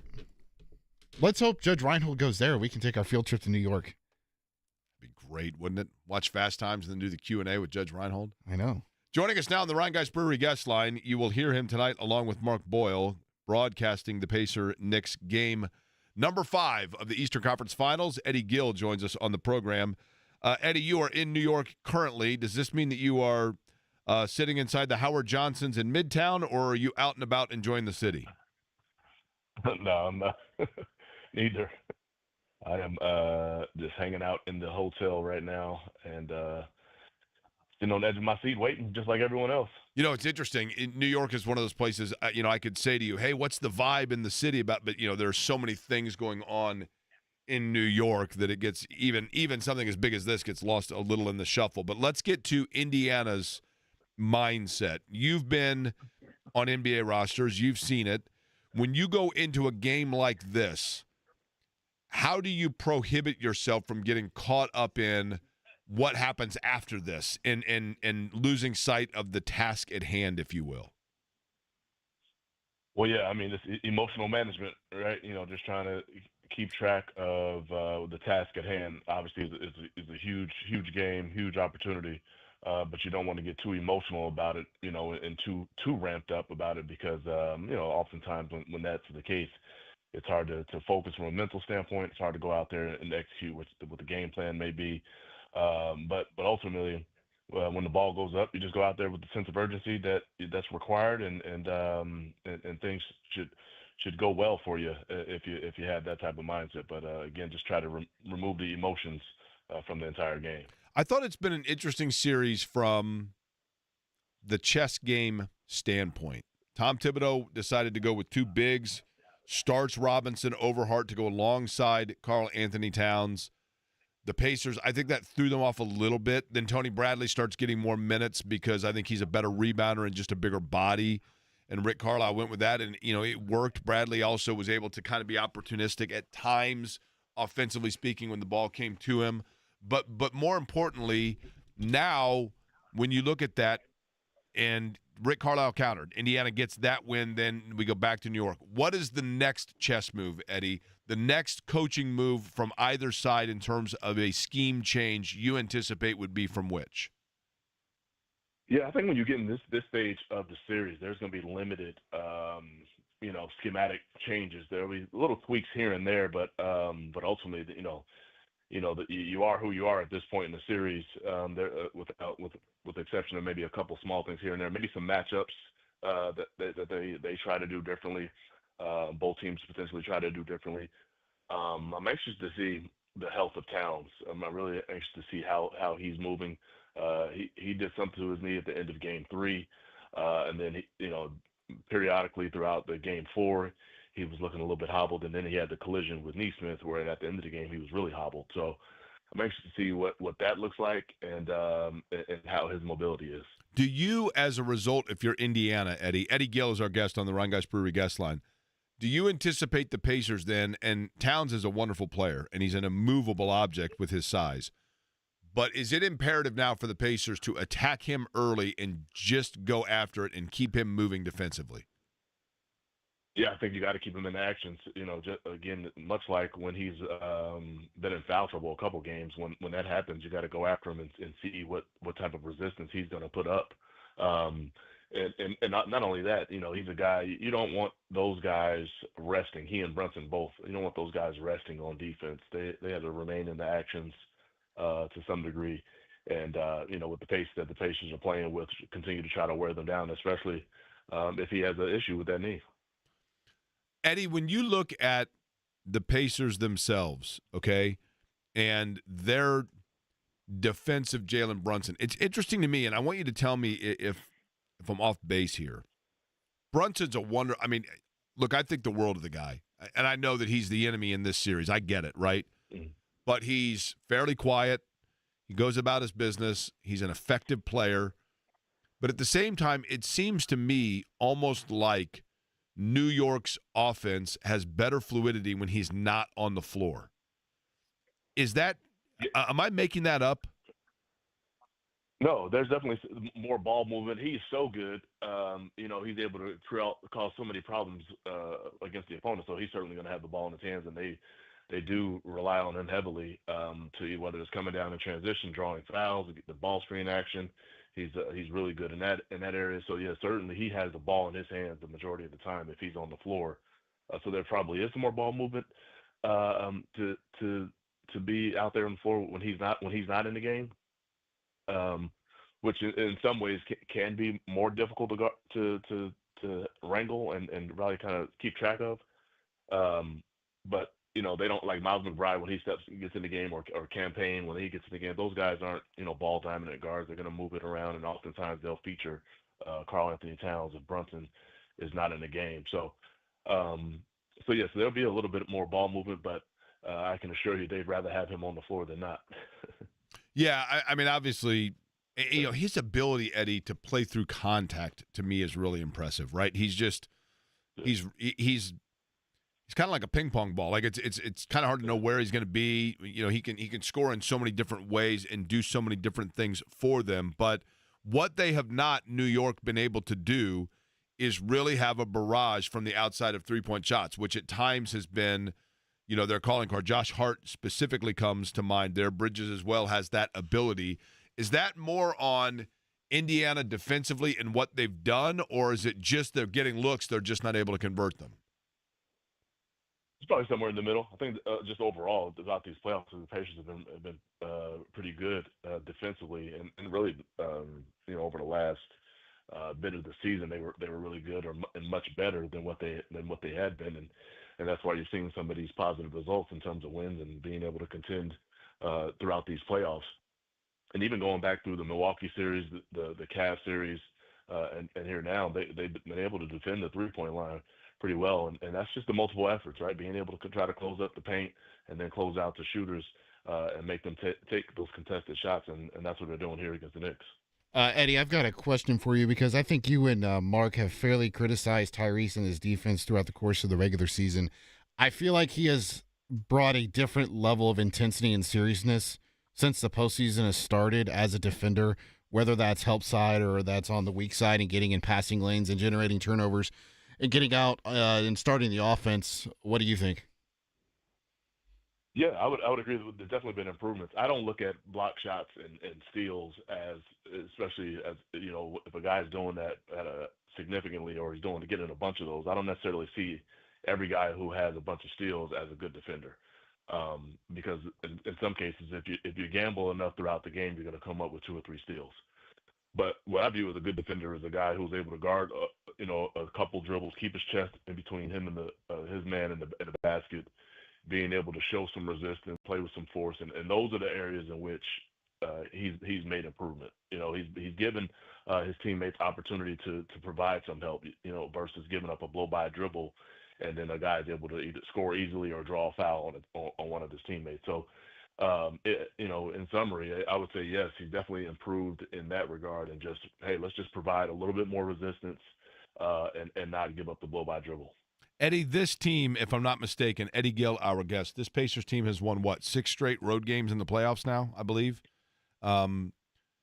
What's been the secret to that? I mean, you were a player. We as fans get nervous for the energy, the crowd, the noise of an away game. How or why has this Pacers team been able to block that out?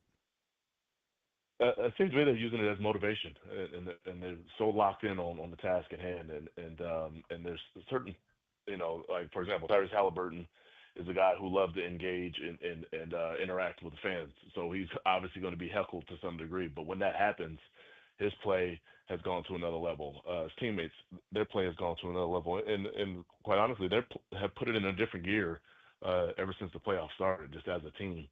They've been razor sharp. They're getting off to solid starts, whereas earlier, especially in the regular season, some first quarters weren't great sometimes, and they'd have to battle back, which signs of resiliency. But overall, when you're in the playoff situations, you want to be able to be competitive right from the start. They've been able to get that done, and I think they take pride in trying to take the opposing fan base out of the game. Eddie Gill will be along with Mark Boyle tonight in Gotham in the Garden. Eddie, they close it out tonight, or they come back here for a Game 6? Yeah, I feel pretty good about what the chances are tonight. But you never know what's going to happen. The Knicks, I can assure you, will not lay down. They're going to come out swinging, and regardless to who's in uniform, tough-minded group, and they themselves have been able to bounce back after poor performances. Yeah, listen. Cleveland, I said, my quote, Eddie, was Cleveland when they, in that game, knowing that they would have to come back to a place where they got beat by 30, Cleveland was afraid of that plane. I don't think the Knicks are. I think this is a pretty resilient group, so it's going to be a tough one to land tonight, but we'll see what happens. And then, of course, if it doesn't happen tonight, we'll see if it happens in game number 6. But I do Eddie have one other thing real quick. Eddie, right. I want to congratulate you. The Pacers digital team has started posting these highlights of the radio calls with you and Mark Boyle. You finally made an appearance in one of these. Congratulations. Yeah, I make it yeah, I think what did I say in there? I think that was a big shot or something. Yeah, most of the time I'm just like I look like just the sidecar. So yeah, it's all good. Most of the time, you look like any guy after he asks his wife where she wants to have dinner, and she starts naming off places. Would you like that? Would you like that? And the guy just goes, yeah, okay, yeah. That's Nods. right. Yeah, just nodding my head. Yep, exactly. That's right. Well, hopefully you get a sweet baby tonight, and the Pacers get it done. We'll see what happens, Eddie, but appreciate the time as always. It'll be nice. I appreciate it. All Thank right, you, guys. Eddie Gill joining us on the Rhine Geist Brewery guest line. Tony East coming up 2 o'clock. We come back. Latest from the Indianapolis Colts regarding how this city can collectively come together to pay their respects to Jim Irsay. We'll let you know that next.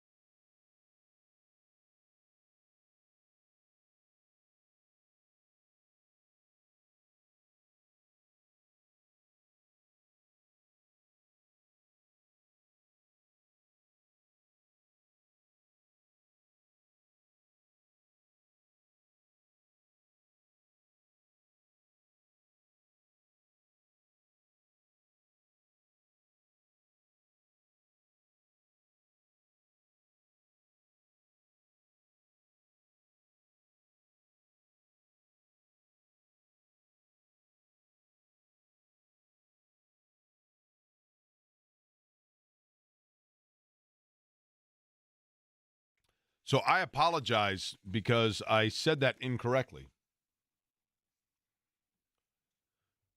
Just a few moments ago, right before we went to the break, the Colts had sent out an alert.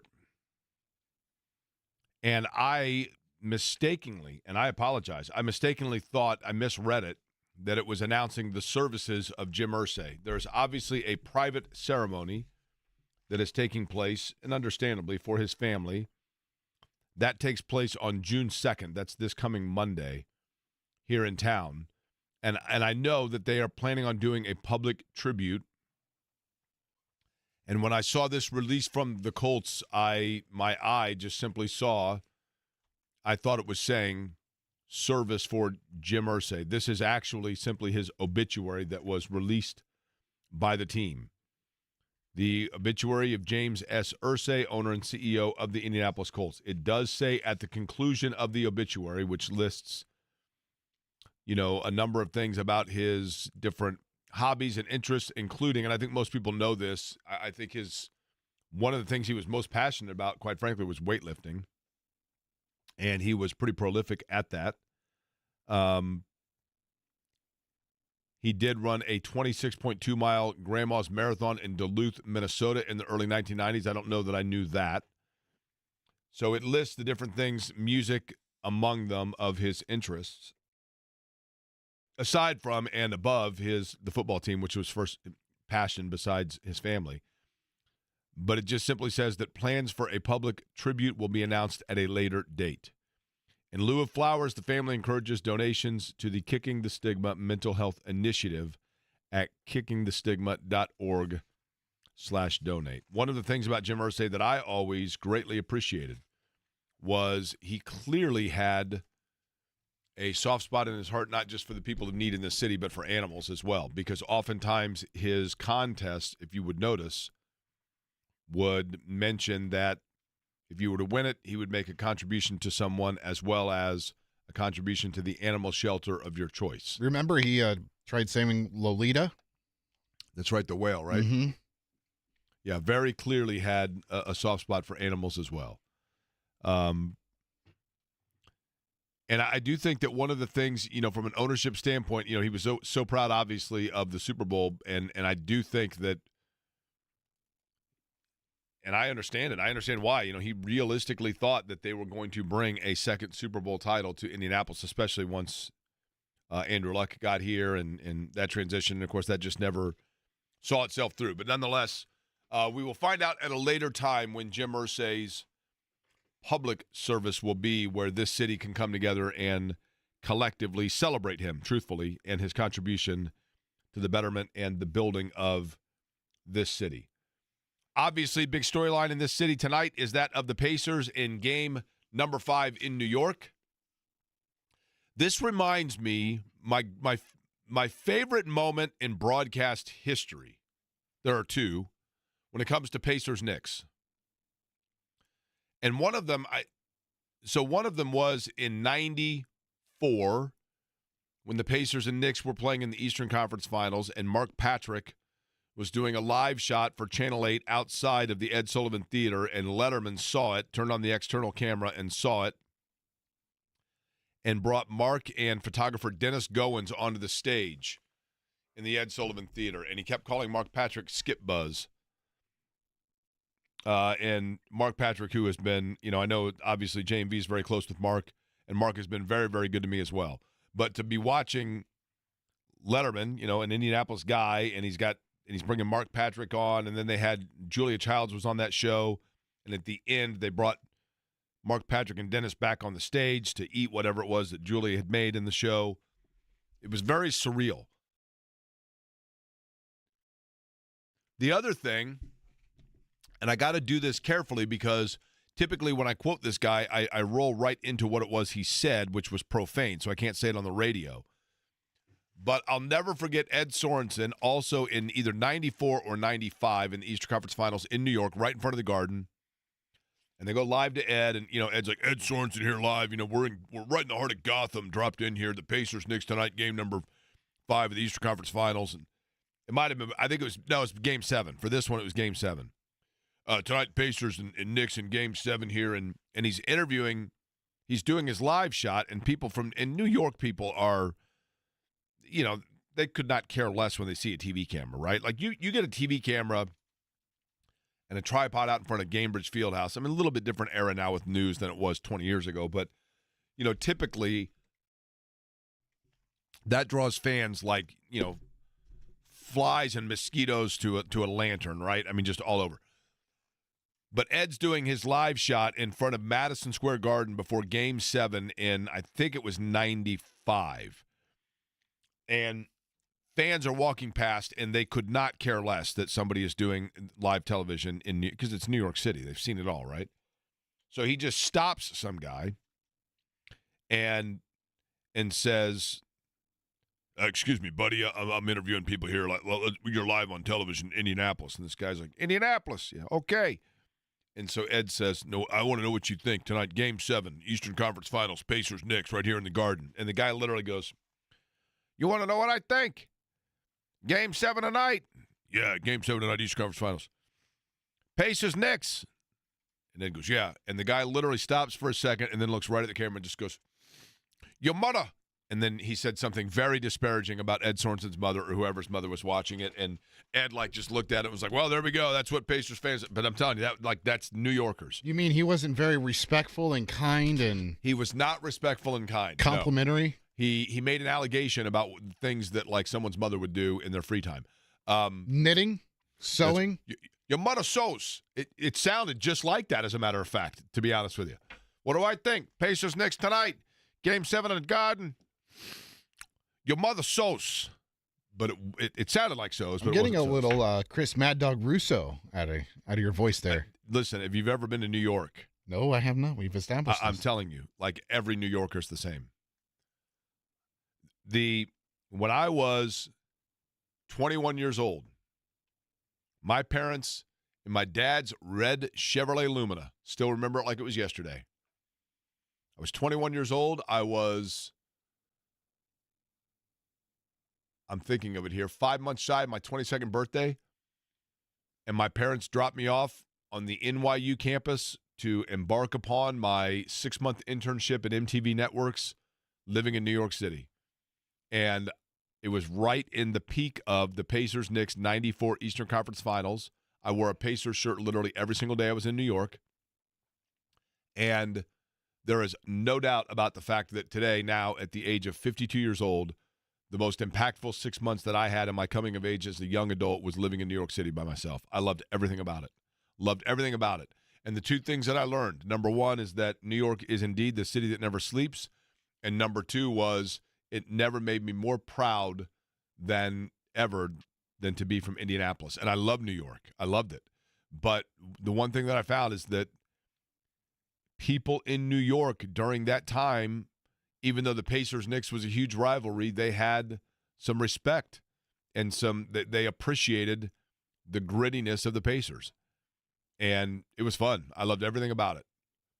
And it is perfectly fitting now that for the second time, if the Pacers indeed do go to the finals, and if the Pacers win the Eastern Conference, that once again, they're back 25 years later, a quarter century later, in the exact same spot where they punched their ticket last time, and the only time they've been to the NBA Finals, going into New York, beating the Knicks, advancing to the NBA Finals, doing it on 5/29.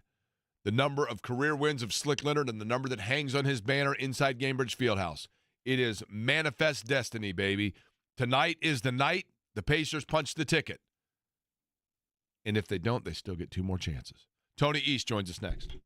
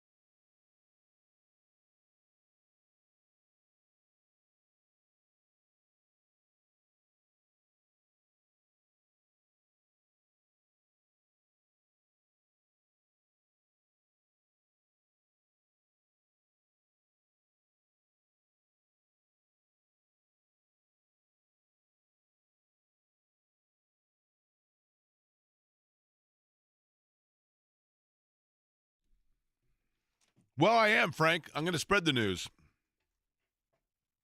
Well, if you're leaving today, you're going to be a little late. Game starts in 6 hours.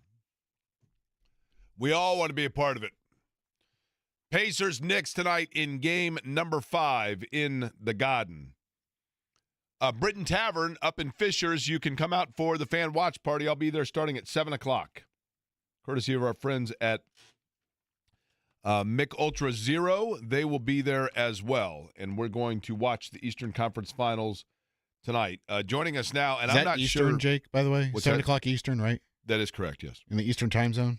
Everywhere in Indianapolis and the entire Eastern time zone, correct. And I'm not sure if Tony East is actually in the arena or still at his room at the Red Roof there in Midtown. But he joins us now in the Rhinegeist Brewery guest line. Tony, you are where right now as we speak? Chelsea area, close to the arena, but not in it. I need to nap before I can go back there. You're not by any chance staying at – there's a hotel that I stayed at in Chelsea that is it's like a sailor theme, a maritime hotel, and it's allegedly haunted. It used to be no, I'm being serious. So the hotel – when I was there, I was like, man, somebody's got a bunch of kids in this hotel. I kid you not. And then I looked it up afterwards, and it said that the hotel formerly was like an orphanage in New York, and it's believed that the 8th floor is haunted, and I was in like room 824. Great hotel. Wow. Great hotel other than that. I hope it's not mine. I'm in room 808 right now. The only thing haunted about my hotel is that the first floor is literally a bar. Like, people come in, or people are just drinking outside like all day. Yeah, it's New York. It's the city that never sleeps, right? I mean, welcome to New York, right? It's, if you're in New York, Tony, you got to open the windows up just to hear the city sounds below you, right? I agree. I love it. I do. I love it too, actually. Okay, let's get to this tonight. Forecast for me how you think Indiana might look different in terms of what they try to do tonight from Game 4. Yeah, it's interesting you say that because a lot of times when I've been thinking about what their keys to winning today are, and really what they've shown throughout the series, it's kind of not being different, if that makes sense. Like, the biggest thing that cost them in Game 3 was like all self-inflicted stuff. They played really slow in that second half. Their passing was either way too much for no reason or not enough. They took shots they don't normally take. They weren't taking the floaters or layups that they normally like. And they said it after the game. Tyrese Halliburton took a lot of the blame himself, but a lot of players said, like, yeah, we weren't playing like ourselves for whatever reason. We got out of our style. We'll be better in Game 4. Lo and behold, they come out in Game 4. Their pace was there. Passing was crisp. Shot selection was largely very good, and they won the game. So I'm not saying there won't be any adjustments. There's adjustments every game. I have a hunch that they'll, come out with different looks for those cat plus defenders lineups that have killed them. But, honestly, I think they'll come in focused on playing like themselves because throughout the series, outside of a blip here and there in games 1 and 2, that's what's made them look like the better team to this point. When you look at the fact, I asked Eddie Gill this earlier, but I want your thought on it, Tony.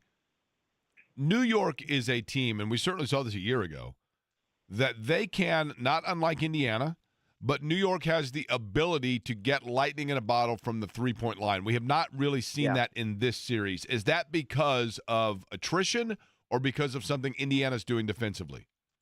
A little bit of both. No team has really been able to get lightning in a bottle against the Pacers from 3 this whole playoff, so there's at least something to the way the Pacers are playing defense that makes that a possibility, right? Like last year to start the season, 2023-24, they were really, really heavy indexing on like running teams off the three-point line, so much so that they were first in the league in points allowed at the rim by a mile, and that was like an intentional choice.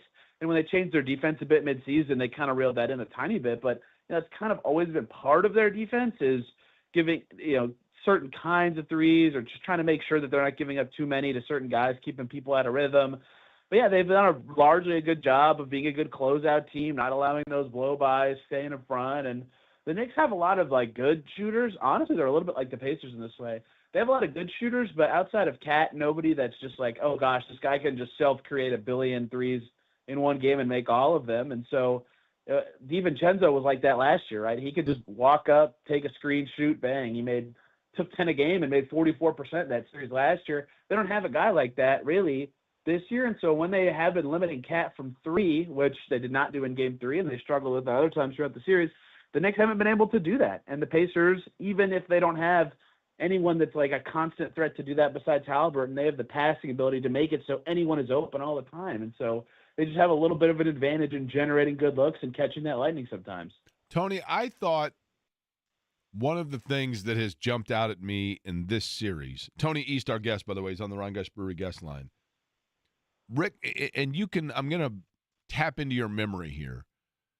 You know, going into the playoffs, you always hear shortened rotation, shortened rotation. The Pacers didn't necessarily buy into that, and they've kept pretty true to form. Now, they've changed a few players. I think they consider Tony Bradley to be a bigger body that better counters Mitchell Robinson than Thomas Bryant, for example. But is this a new Rick Carlisle to be able to tap into deeper reserves on his bench based on what matchups work for him as opposed to just staying with a tighter leash?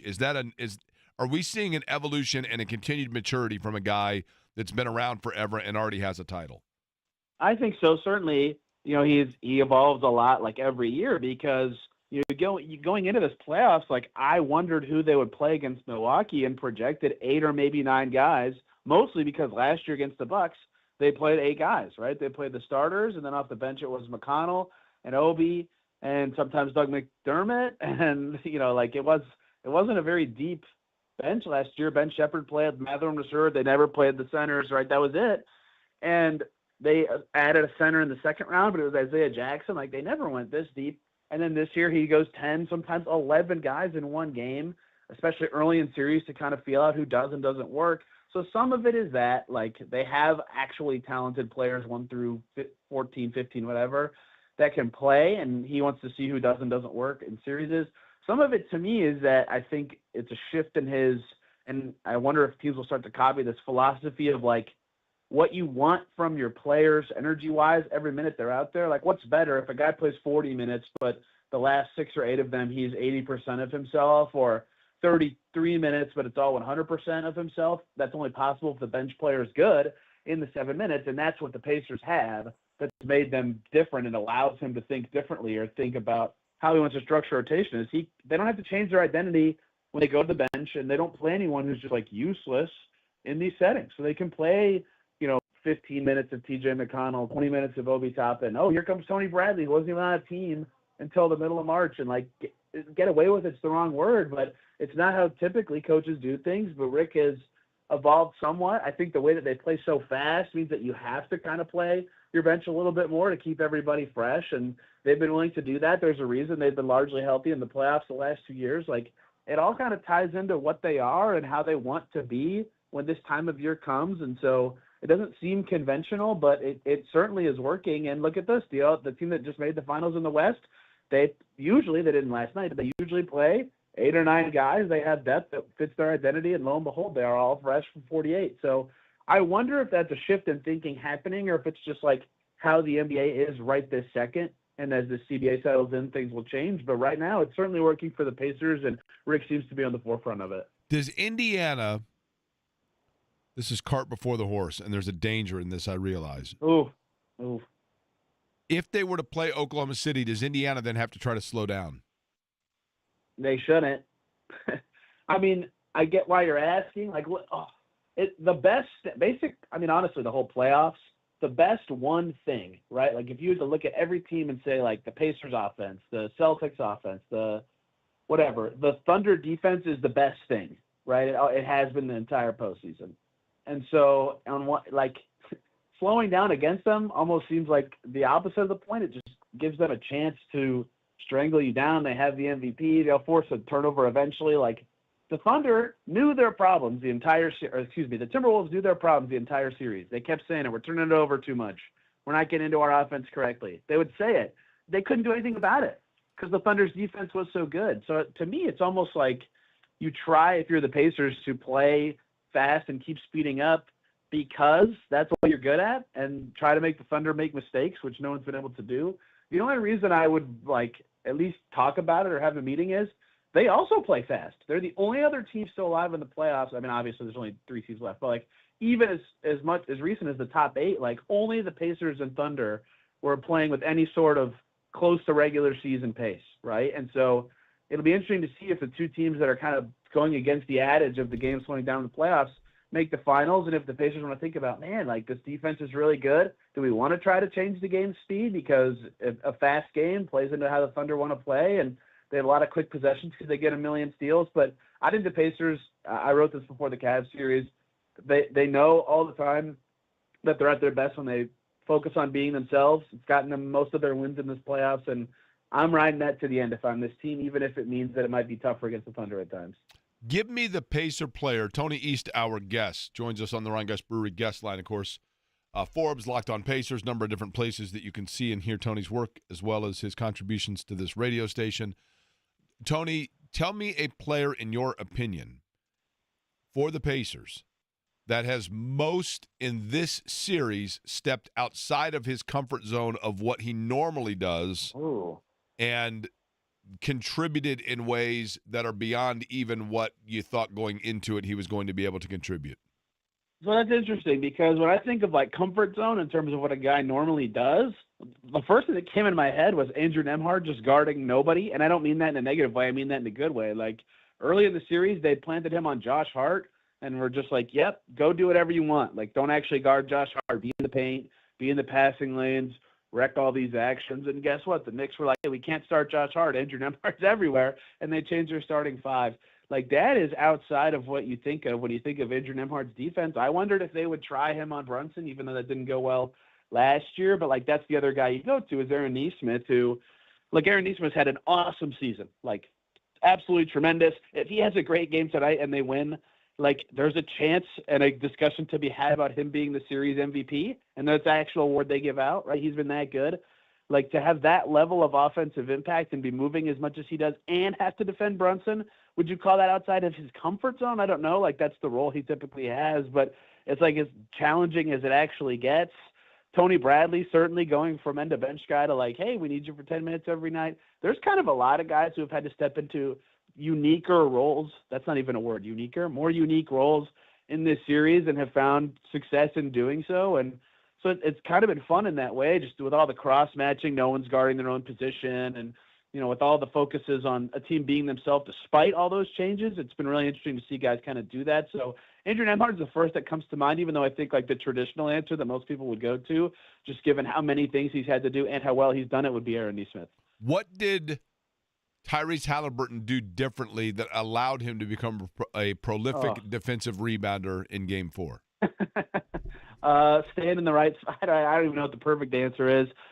Steal them from Pascal Siakam, according to Pascal Siakam post game. But yeah, that's a good question. You know, like rebounding is so interesting for guards because sometimes the ball just bounces their way a few times early in the game, and then they feel it more and they go for them a little more often. Like it gets to halftime, I'm like, when did Halliburton get 8 rebounds? Like I didn't even notice that happening. And you know, the way this series goes and the way the Knicks play, I think is the core of that answer, in that they have a lot of perimeter players who do want to maybe not crash hard, but go for the offensive rebound and make you fight for it. And sometimes that can be a way to keep the Pacers out of transition. Like Josh Hart's a 10 rebounds a game guy, and he's 6'4". OG Anunoby's a good offensive rebounder, and he's a perimeter player. They have a lot of big men who obviously are good on the glass. So the Pacers need everybody to kind of be chipping in and focused on the glass. And so if everybody's boxing out and around the basket, if the ball bounces your way, you're just going to have chances to have a high rebound kind of night. And I think for Halliburton in the first half, he's Mikal Bridges a lot of the time. Like if he just happens to be on that side and he has a good box out or he's in a good position, he might just snag him. And so I think a lot of it's just kind of the style the Knicks play, forcing him to not and nobody to really leak out as much. Like they haven't been slowed in transition, but it's not as frequent. And I think that has led to gaudy numbers, even if it's not necessarily leading to like immediate pops of transition play outside of Pascal Siakam just wrecking everything in the open floor. More pressure on which team tonight? Oh, it's a great question. I'm going with New York. I mean, it's easy to say that because they're down 3-1. They lose, they're out. I mean, I get the reason the question is so interesting is like you've been around Indy forever, Jake. Like I was going through every conference finals the Pacers have been in, and maybe there's some second round games involved. Would you say that every game the Pacers play the rest of this series is a top 15 most important game in franchise history? Yeah. I mean, look, obviously you'd have the 6 of the 2000. 6 finals games. 6 finals games, right? Let me go with what I went with. Okay, 94, they were up 3-2 in the conference finals. There's 2 more. 95, they were down 3-2, so that's at least one more. They were down 3-2 in 98. That's one more. They were up 3-2 in 2000, and then that's two more. So those plus the finals games is how I got to 15-ish. And then you could sprinkle in maybe a couple really important second-round games here or there, right? But, like, that is a ton of pressure. A chance to get back to the finals is a ton. But, look, if you're the Knicks and you haven't made it this far in 25 years, if you don't win a home game at all, I mean, that's gonna hurt. That's gonna leave some sour grapes for a team trying to make decisions. And I know that – but go ahead. Tony, here's the thing about the Knicks' standpoint, okay? And I don't mean for this group of players, and I don't mean for Tom Thibodeau even. But for Knicks fans, New York fans are accustomed to, they are constantly walking around looking for the piano that's hanging above them, okay? They got to the finals in a lockout-shortened season and got beat. They suffered through the absurd era of Isaiah Thomas giving huge contracts to the most obscure, random, either washed up or never had it players ever, most of which were massively overweight. They endured the Eddie Curry experiment. They sat through, a gabillion different things. And they have an owner that, and this is common in pro sports, but I think without question, there is no owner that is more despised by their fan base than Jim Dolan with the New York Knicks, right? So the Knicks fans themselves are probably expecting to lose tonight. I mean, they wouldn't tell you that publicly, but deep down they're like, yeah, it'd be par for the course, right? I think so. I think they think that way. It is such a historic franchise, but almost historically like Murphy's Law, if you will, right? Yes, including the Pacers in Game 7 last year in the Garden, right? Yeah, if you go back to, I want to go back to your point about the most important games in franchise history, or the biggest, okay? I think the biggest, and probably the biggest just wind out of the sails moment for me was in 94 after Reggie's explosion in the Garden that put them up 3-2, and they come back here with a chance to close it out. And Vern Fleming had an open layup. I mean, there's so many things that went wrong. John Starks caught fire. And, Spike Lee's slapping that towel against the court. That's a big one. But then, in 98, the most forgotten about series, I think, for the Pacers, in that people just, maybe it's PTSD that we blacked it out, Game 7 in 98 in Chicago against that elite level, historically great Bulls dynasty that the Pacers could have and should have ended, except for that Scottie Pippen was allowed to foul Mark Jackson 47 times in the fourth quarter. And I'm not bitter about it at all. But, like, that one to me I think the 98 team was the best team they had, quite frankly, until the Brawl team, and then who knows, right? But it's a great question. I mean, there are a lot of great moments. And one of the things I think, Tony, that jumps out at me in you asking that is that now tonight is huge, but it almost feels less huge because as a city and as a franchise, we are now more accustomed to Indiana being in this situation. Does that make sense? It does. And, that's what, I wanted to go back through and figure this out, where I think this ranks every game the rest of the way. And I went back through all these I'm like, man, they've played in a lot of conference finals where they had 3 wins. That's not a good thing to lose series, obviously, but that they've played a ton of big games in these kind of moments. And in some ways that for a franchise level thing, that's good. But you can almost understand for older fans, still being so not doom and gloomy, but just not wanting to celebrate being up 3-1 in this current series because they've seen losses of the Pacers being ahead 3-something in the conference finals and only making it through one time, only to have Kobe wreck them in one game and Shaq be amazing. You just gotta take advantage of these chances, and it's not easy to do. And that's why they've, you always want to make it and do what you can, but they've had a lot of heartbreakers against good teams. Eddie Garrison asked me this question, which is a good one, Tony. I'll ask you. Could New York make either of these two adjustments tonight? I'll begin with the first one. Could they go back to starting Josh Hart tonight and Mitchell Robinson takes a seat? Interesting. Yeah, maybe. The whole premise of that is if they're going to play that five that Tibbs so loves, that has Hart in the starting five, I think they've been happier to have it be at a point in the game where they're not going against the Pacers starters, if that makes sense. And they can let Josh Hart be more of like a point guardy guy with the bench. I think that's been a better for them on balance for 48 minutes. I don't think they would change it, but when you're down 3-1, you got to look at everything. If they make any starting lineup change, I think they'd try to get Deuce McBride in there. He's been really effective alongside Brunson. Okay, secondly, could we, because there is some truth to this, and it's an interesting phenomenon. Karl Anthony Towns and Jalen Brunson are fabulous players. And they're guys that if they're on your team, you go to war with them, 8 days a week, right? Especially Brunson. I think the world of his competitiveness, his composure, all of it, his professionalism. Beast, yeah. But they, New York, do seem to run better offensively when one of the two of them is on the bench. Do they somehow stagger it out now where we see less of both of them on the floor simultaneously? Yeah, I think they have to, right? Like the whole playoffs. It's this series too. That's been the case. But like, think about the best stretches you've seen from the Knicks. Game 1, they go up 14. Brunson's on the bench. Game 3, Cat goes crazy to start the fourth quarter. Brunson's on the bench. Game 4, they tied up at 51 after a great Pacers first quarter. Brunson's on the bench. Like, I had a real thought, and at one point in Game 4, like, man, they need to get Daylon Wright in there. Like, what am I saying? Like, it's Jalen freaking Brunson. And Brunson's had awesome stretches with Mitch on the floor being the only screener. They have vertical spacing. It's just different.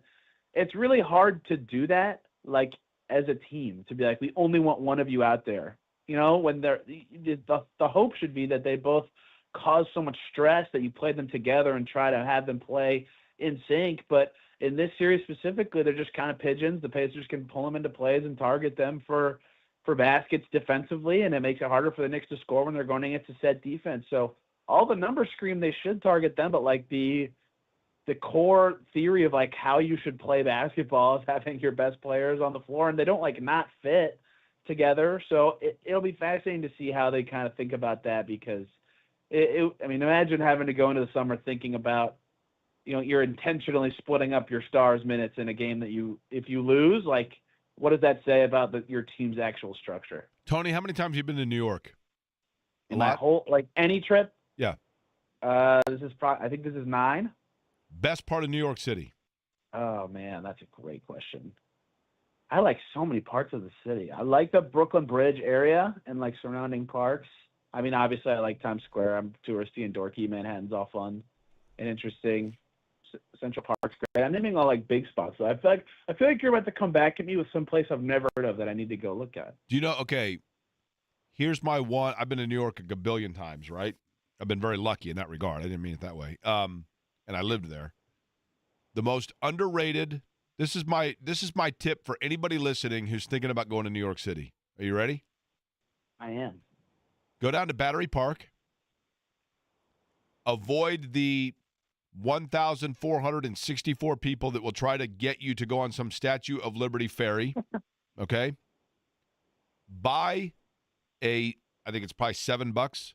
Buy a mass transit public transportation ticket to the Staten Island ferry.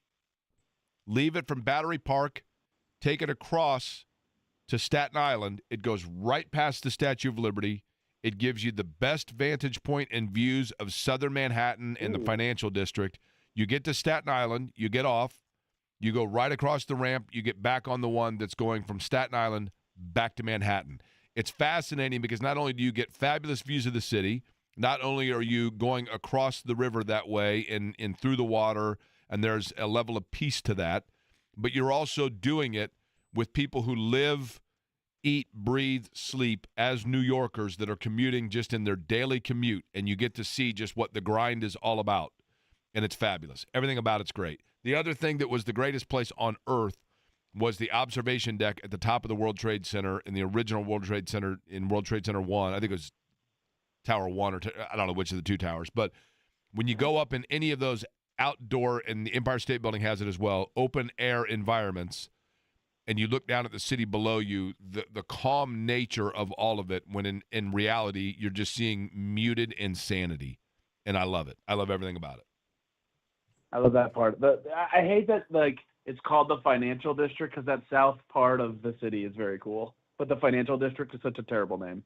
I know, but it is. I mean, Wall Street, right outside of the New York Stock Exchange, there's an iron railing that has a sign. You're like, I don't know what this is. You walk up, and it's like, this is where George Washington was inaugurated as president. You're like, oh, okay, well, that's pretty cool. I mean, there's just stuff everywhere, man. The history of New York's great. But we'll see if the Pacers can make history tonight. If not, it is back here for game number 6 on Saturday. Still plenty of chances, but why not punch the ticket tonight?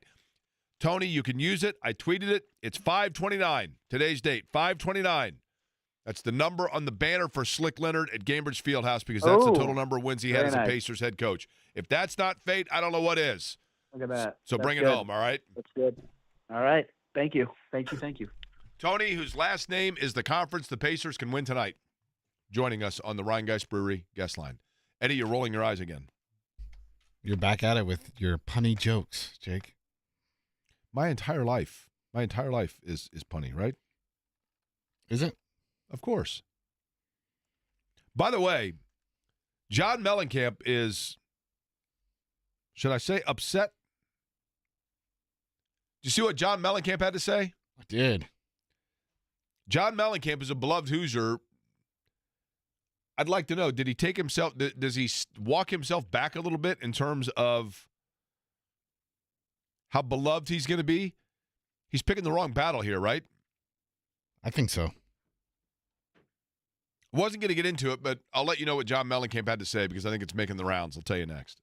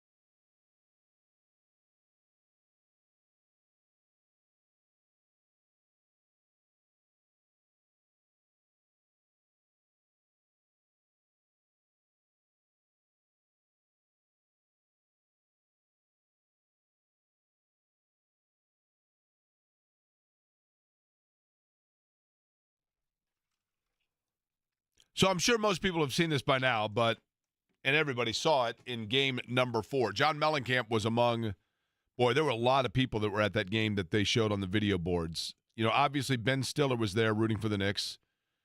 Timothy, go ahead, Eddie. Timothy Chalamet. He was there rooting for the Knicks. So too was Spike Lee.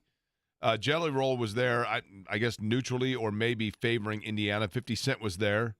Favoring Indiana. Well, he's got a marketing partnership with the Pacers, does 50 Cent. 50? Mike Epps was obviously there, and then all of the former Pacers that were there. Travis Best was there, yeah. And they showed John Mellencamp on the video boards, played that song, Jack and Diane. Triple H. Triple H was there with, and I always forget which con it is that's involved with the WWE, and then McAfee was there. And so when Pat McAfee got on the microphone, and there's no denying the electricity he generates and creates in the building when he grabs the microphone. None. Now, if I was to offer a critique, while it didn't bother me per se, and I certainly got a kick out of the rousing ovation that it got, I do think that even though there is always the risk or the assumption when you go to an NBA game that or any sporting event that you're going to see adult language or themes or whatever else, and that doesn't bother me, obviously. But I think about when I was a little kid and would go to the games with my parents, the video boards probably should be the one family safe zone from that.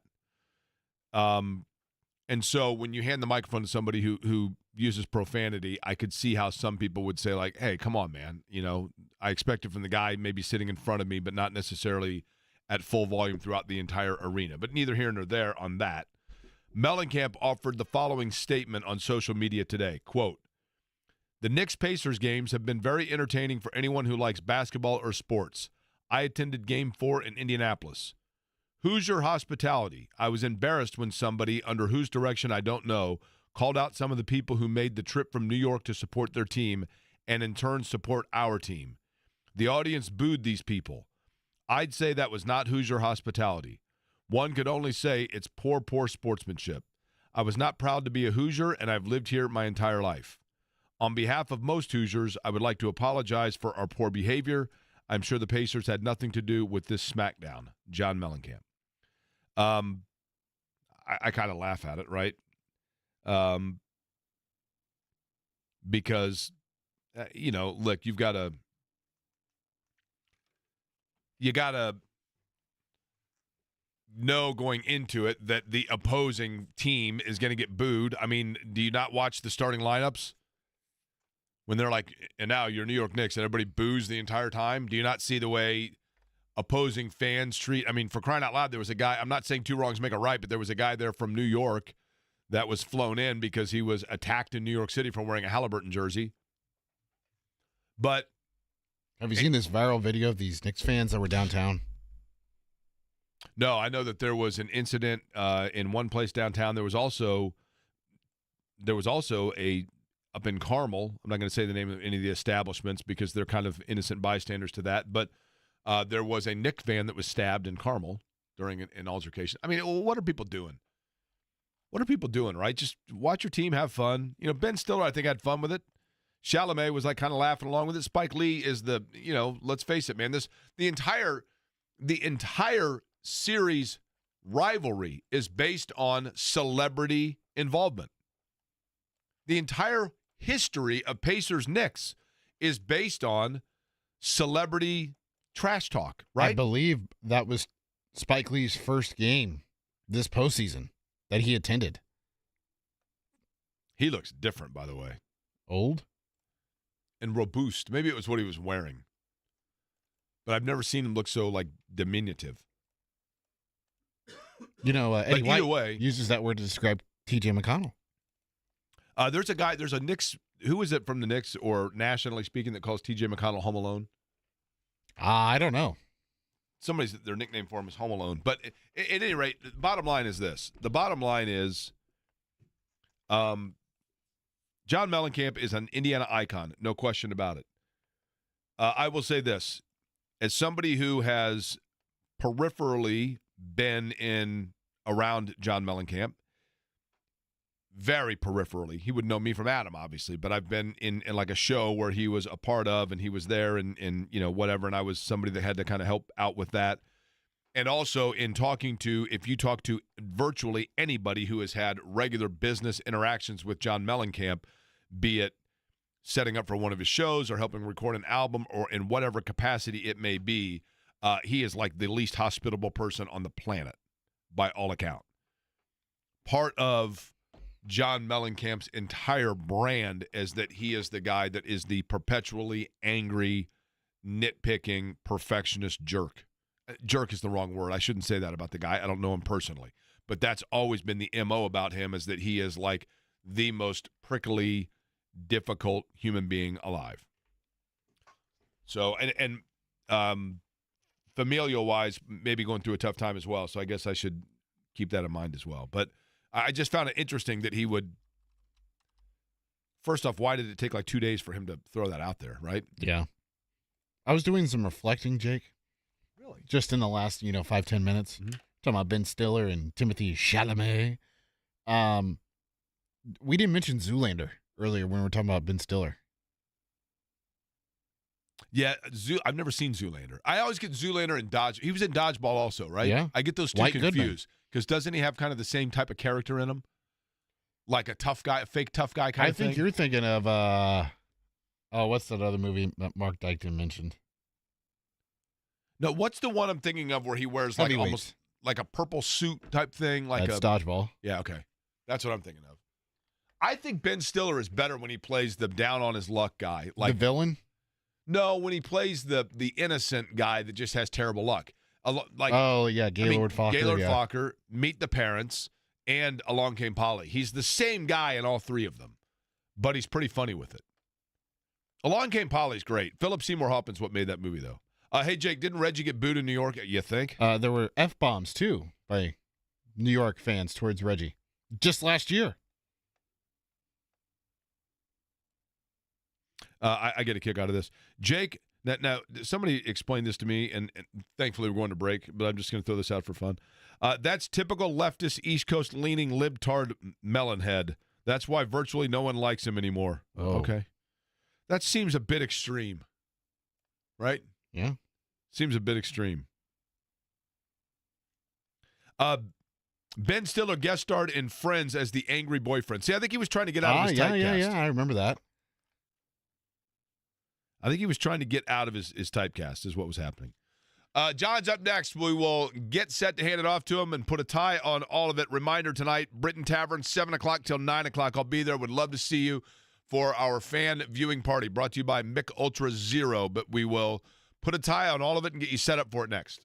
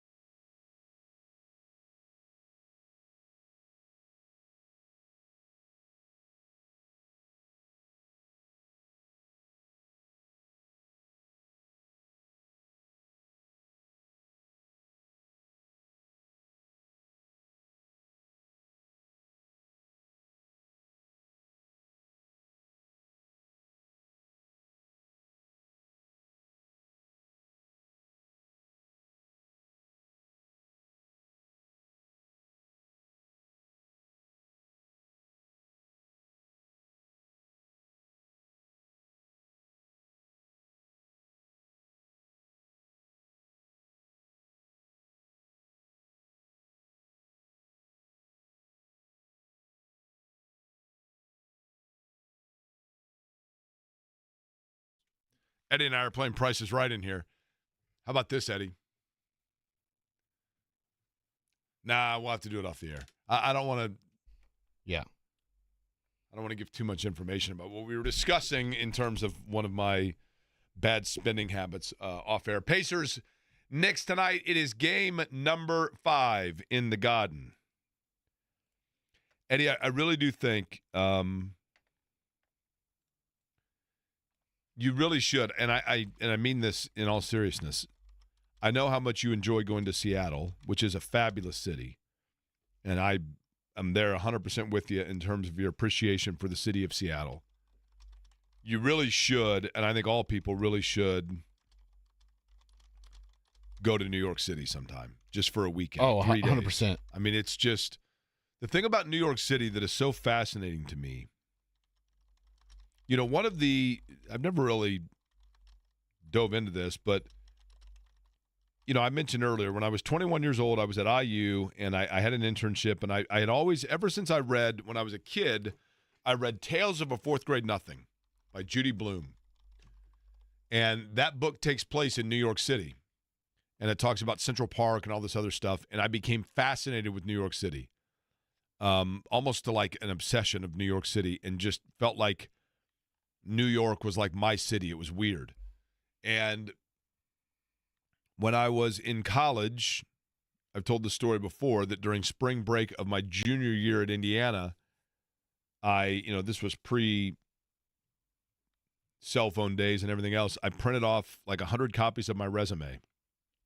And for spring break, I went to New York City. I'd never been to New York City, but my friend Jason Gross's cousin allowed us to stay at her place, and I went to New York City, and I had a stack of resumes, and I went to literally every radio and television outlet in the greater New York metropolitan area looking for a summer internship.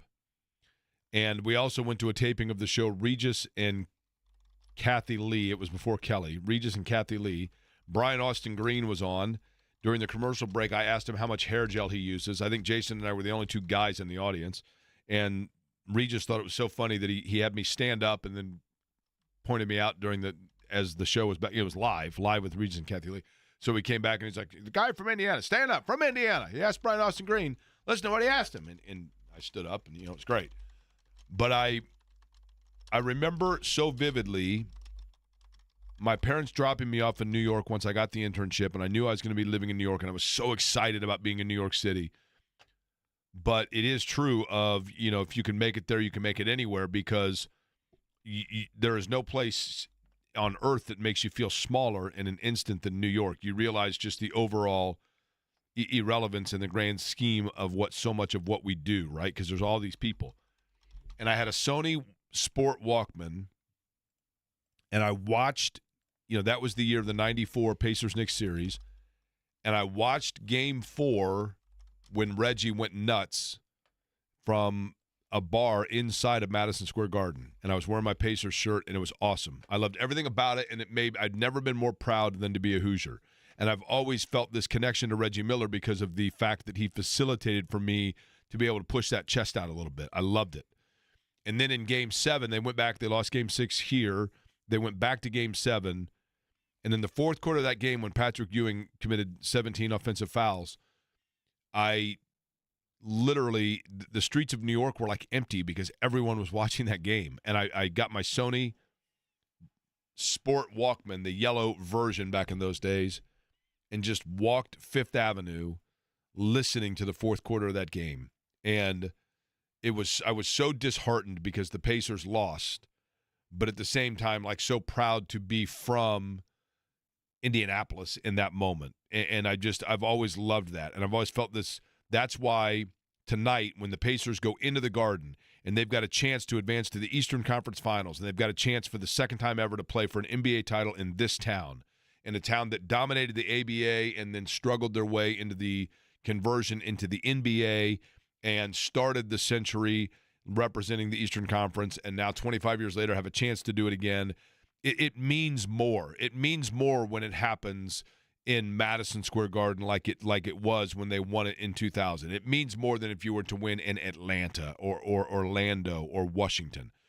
Going in and slaying the dragon in the media capital of the world, the biggest city in the world, this buzz hive of activity. That's a city that if you can make it there, you can make it anywhere. And I think the Pacers realistically have the chance tonight, obviously realistically, but I think they can go in there and do it. And I think that the later they go in that game, New York is limping their way. We knew going into it that the Pacers' depth was going to be the difference perhaps in this game. We knew going into it that their ability to run and the pace in which they play was going to be the difference in this game. We knew all of that going into it, the series, I mean. And we thought that would pay dividends in games, say, 6 or 7. And here we are in Game 5, and it might already be time to cash in those chips of Karl Anthony Towns limping along on that left knee and Josh Hart just looking a little bit off and, Brunson playing through fouls, and Indiana with just their waves of activity, their waves of speed, their waves of players, and Ben Shepherd hitting a shot when they least expect it, and Aaron Nesmith hitting a couple of threes back to the spot where he slayed them in game number 1, and Tyrese Halliburton being offensively aggressive. All those things tonight, I want to see it all come circling. And if the Pacers get down 10 or 12 in the second or third quarter, and they're able to then chip back to getting within, let's say, 2 possessions, late third, early fourth, I don't think New York is going to be afraid of that plane like Cleveland was, because New York is mentally tougher. But I think New York could be psychologically and physically exhausted, and therefore advantage Indiana, and the Pacers can punch their ticket. I do think that they're going to win the series because it's been 70-plus games since they've lost back-to-back games, and to lose the series, they would have to lose 3 games straight. It would be a seismic collapse. But you have to win the last one, and this one's going to be the tough one to get. But I love it, and I'm here for it, and I'm excited for it. And it means more to have it be against the Knicks. It means more than if it was the Celtics. It means more than if it was the Bulls. It means more than if you were in the West and you beat the Lakers. It just means more because it's New York. And I love everything about it. You think they get it done tonight, Eddie? I do, Jake. Here's a couple of reasons why. We've already laid it out. 6 consecutive wins on the road for the Indiana Pacers, 6-1 in the playoffs on the road. The New York Knicks have not been good at home. They're 3-5.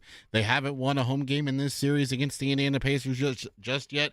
Karl Anthony Towns is banged up. He's already a problem on the floor when Indiana's on offense because he can't defend. Jalen Brunson, not a good defender either, so you're putting out a hobbled Karl Anthony Towns out there, and I don't think he's going to be they're going to put him in every action, are the Pacers, and they're going to force Tom Thibodeau to make a decision. Are you going to play Karl Anthony Towns and Jalen Brunson together, or are you only going to play one of the two? And if you're playing one of the two, can the Pacers still expose one of those two that is on the floor? Not to mention, Jake, I think they are really, really prepared and equipped to go into Madison Square Garden tonight. They've already done it once. They did it in a Game 7 last year. Andrew Nembhard, after Game 2, talked about how they are leaning on that experience last year, how Madison Square Garden doesn't feel as big and as big of an environment as it was this year compared to last year. I think the Pacers are going to go in there. The Pacers are going to win tonight in 5, and they'll be ready to play the Oklahoma City Thunder a week from, or not even a week from, next week. You know what Keyshawn Johnson said? They're going to be afraid of the Garden. What do I think? Pacers next tonight, Game 7 in the Garden. Although that was Game 7, that guy said that on live television on ABC. Your mother sauce. Wasn't So's, though. So I think tonight, I hope they do it. I do. I hope they do it. If not, I can assure you of this. If the Pacers win tonight, we will start tomorrow immediately previewing the finals between the Pacers and the Oklahoma City Thunder. But there is a lot of basketball to be played between now and then. If they do not tonight, no worries. We will start previewing game number 6 tomorrow at noon. Tonight, Britain Tavern, Fishers, 7 until 9. I will be there. I hope to see you there. John is up next and will help bring you home for the rest of the afternoon, get you set for the game. And I thank you for listening to Query & Company.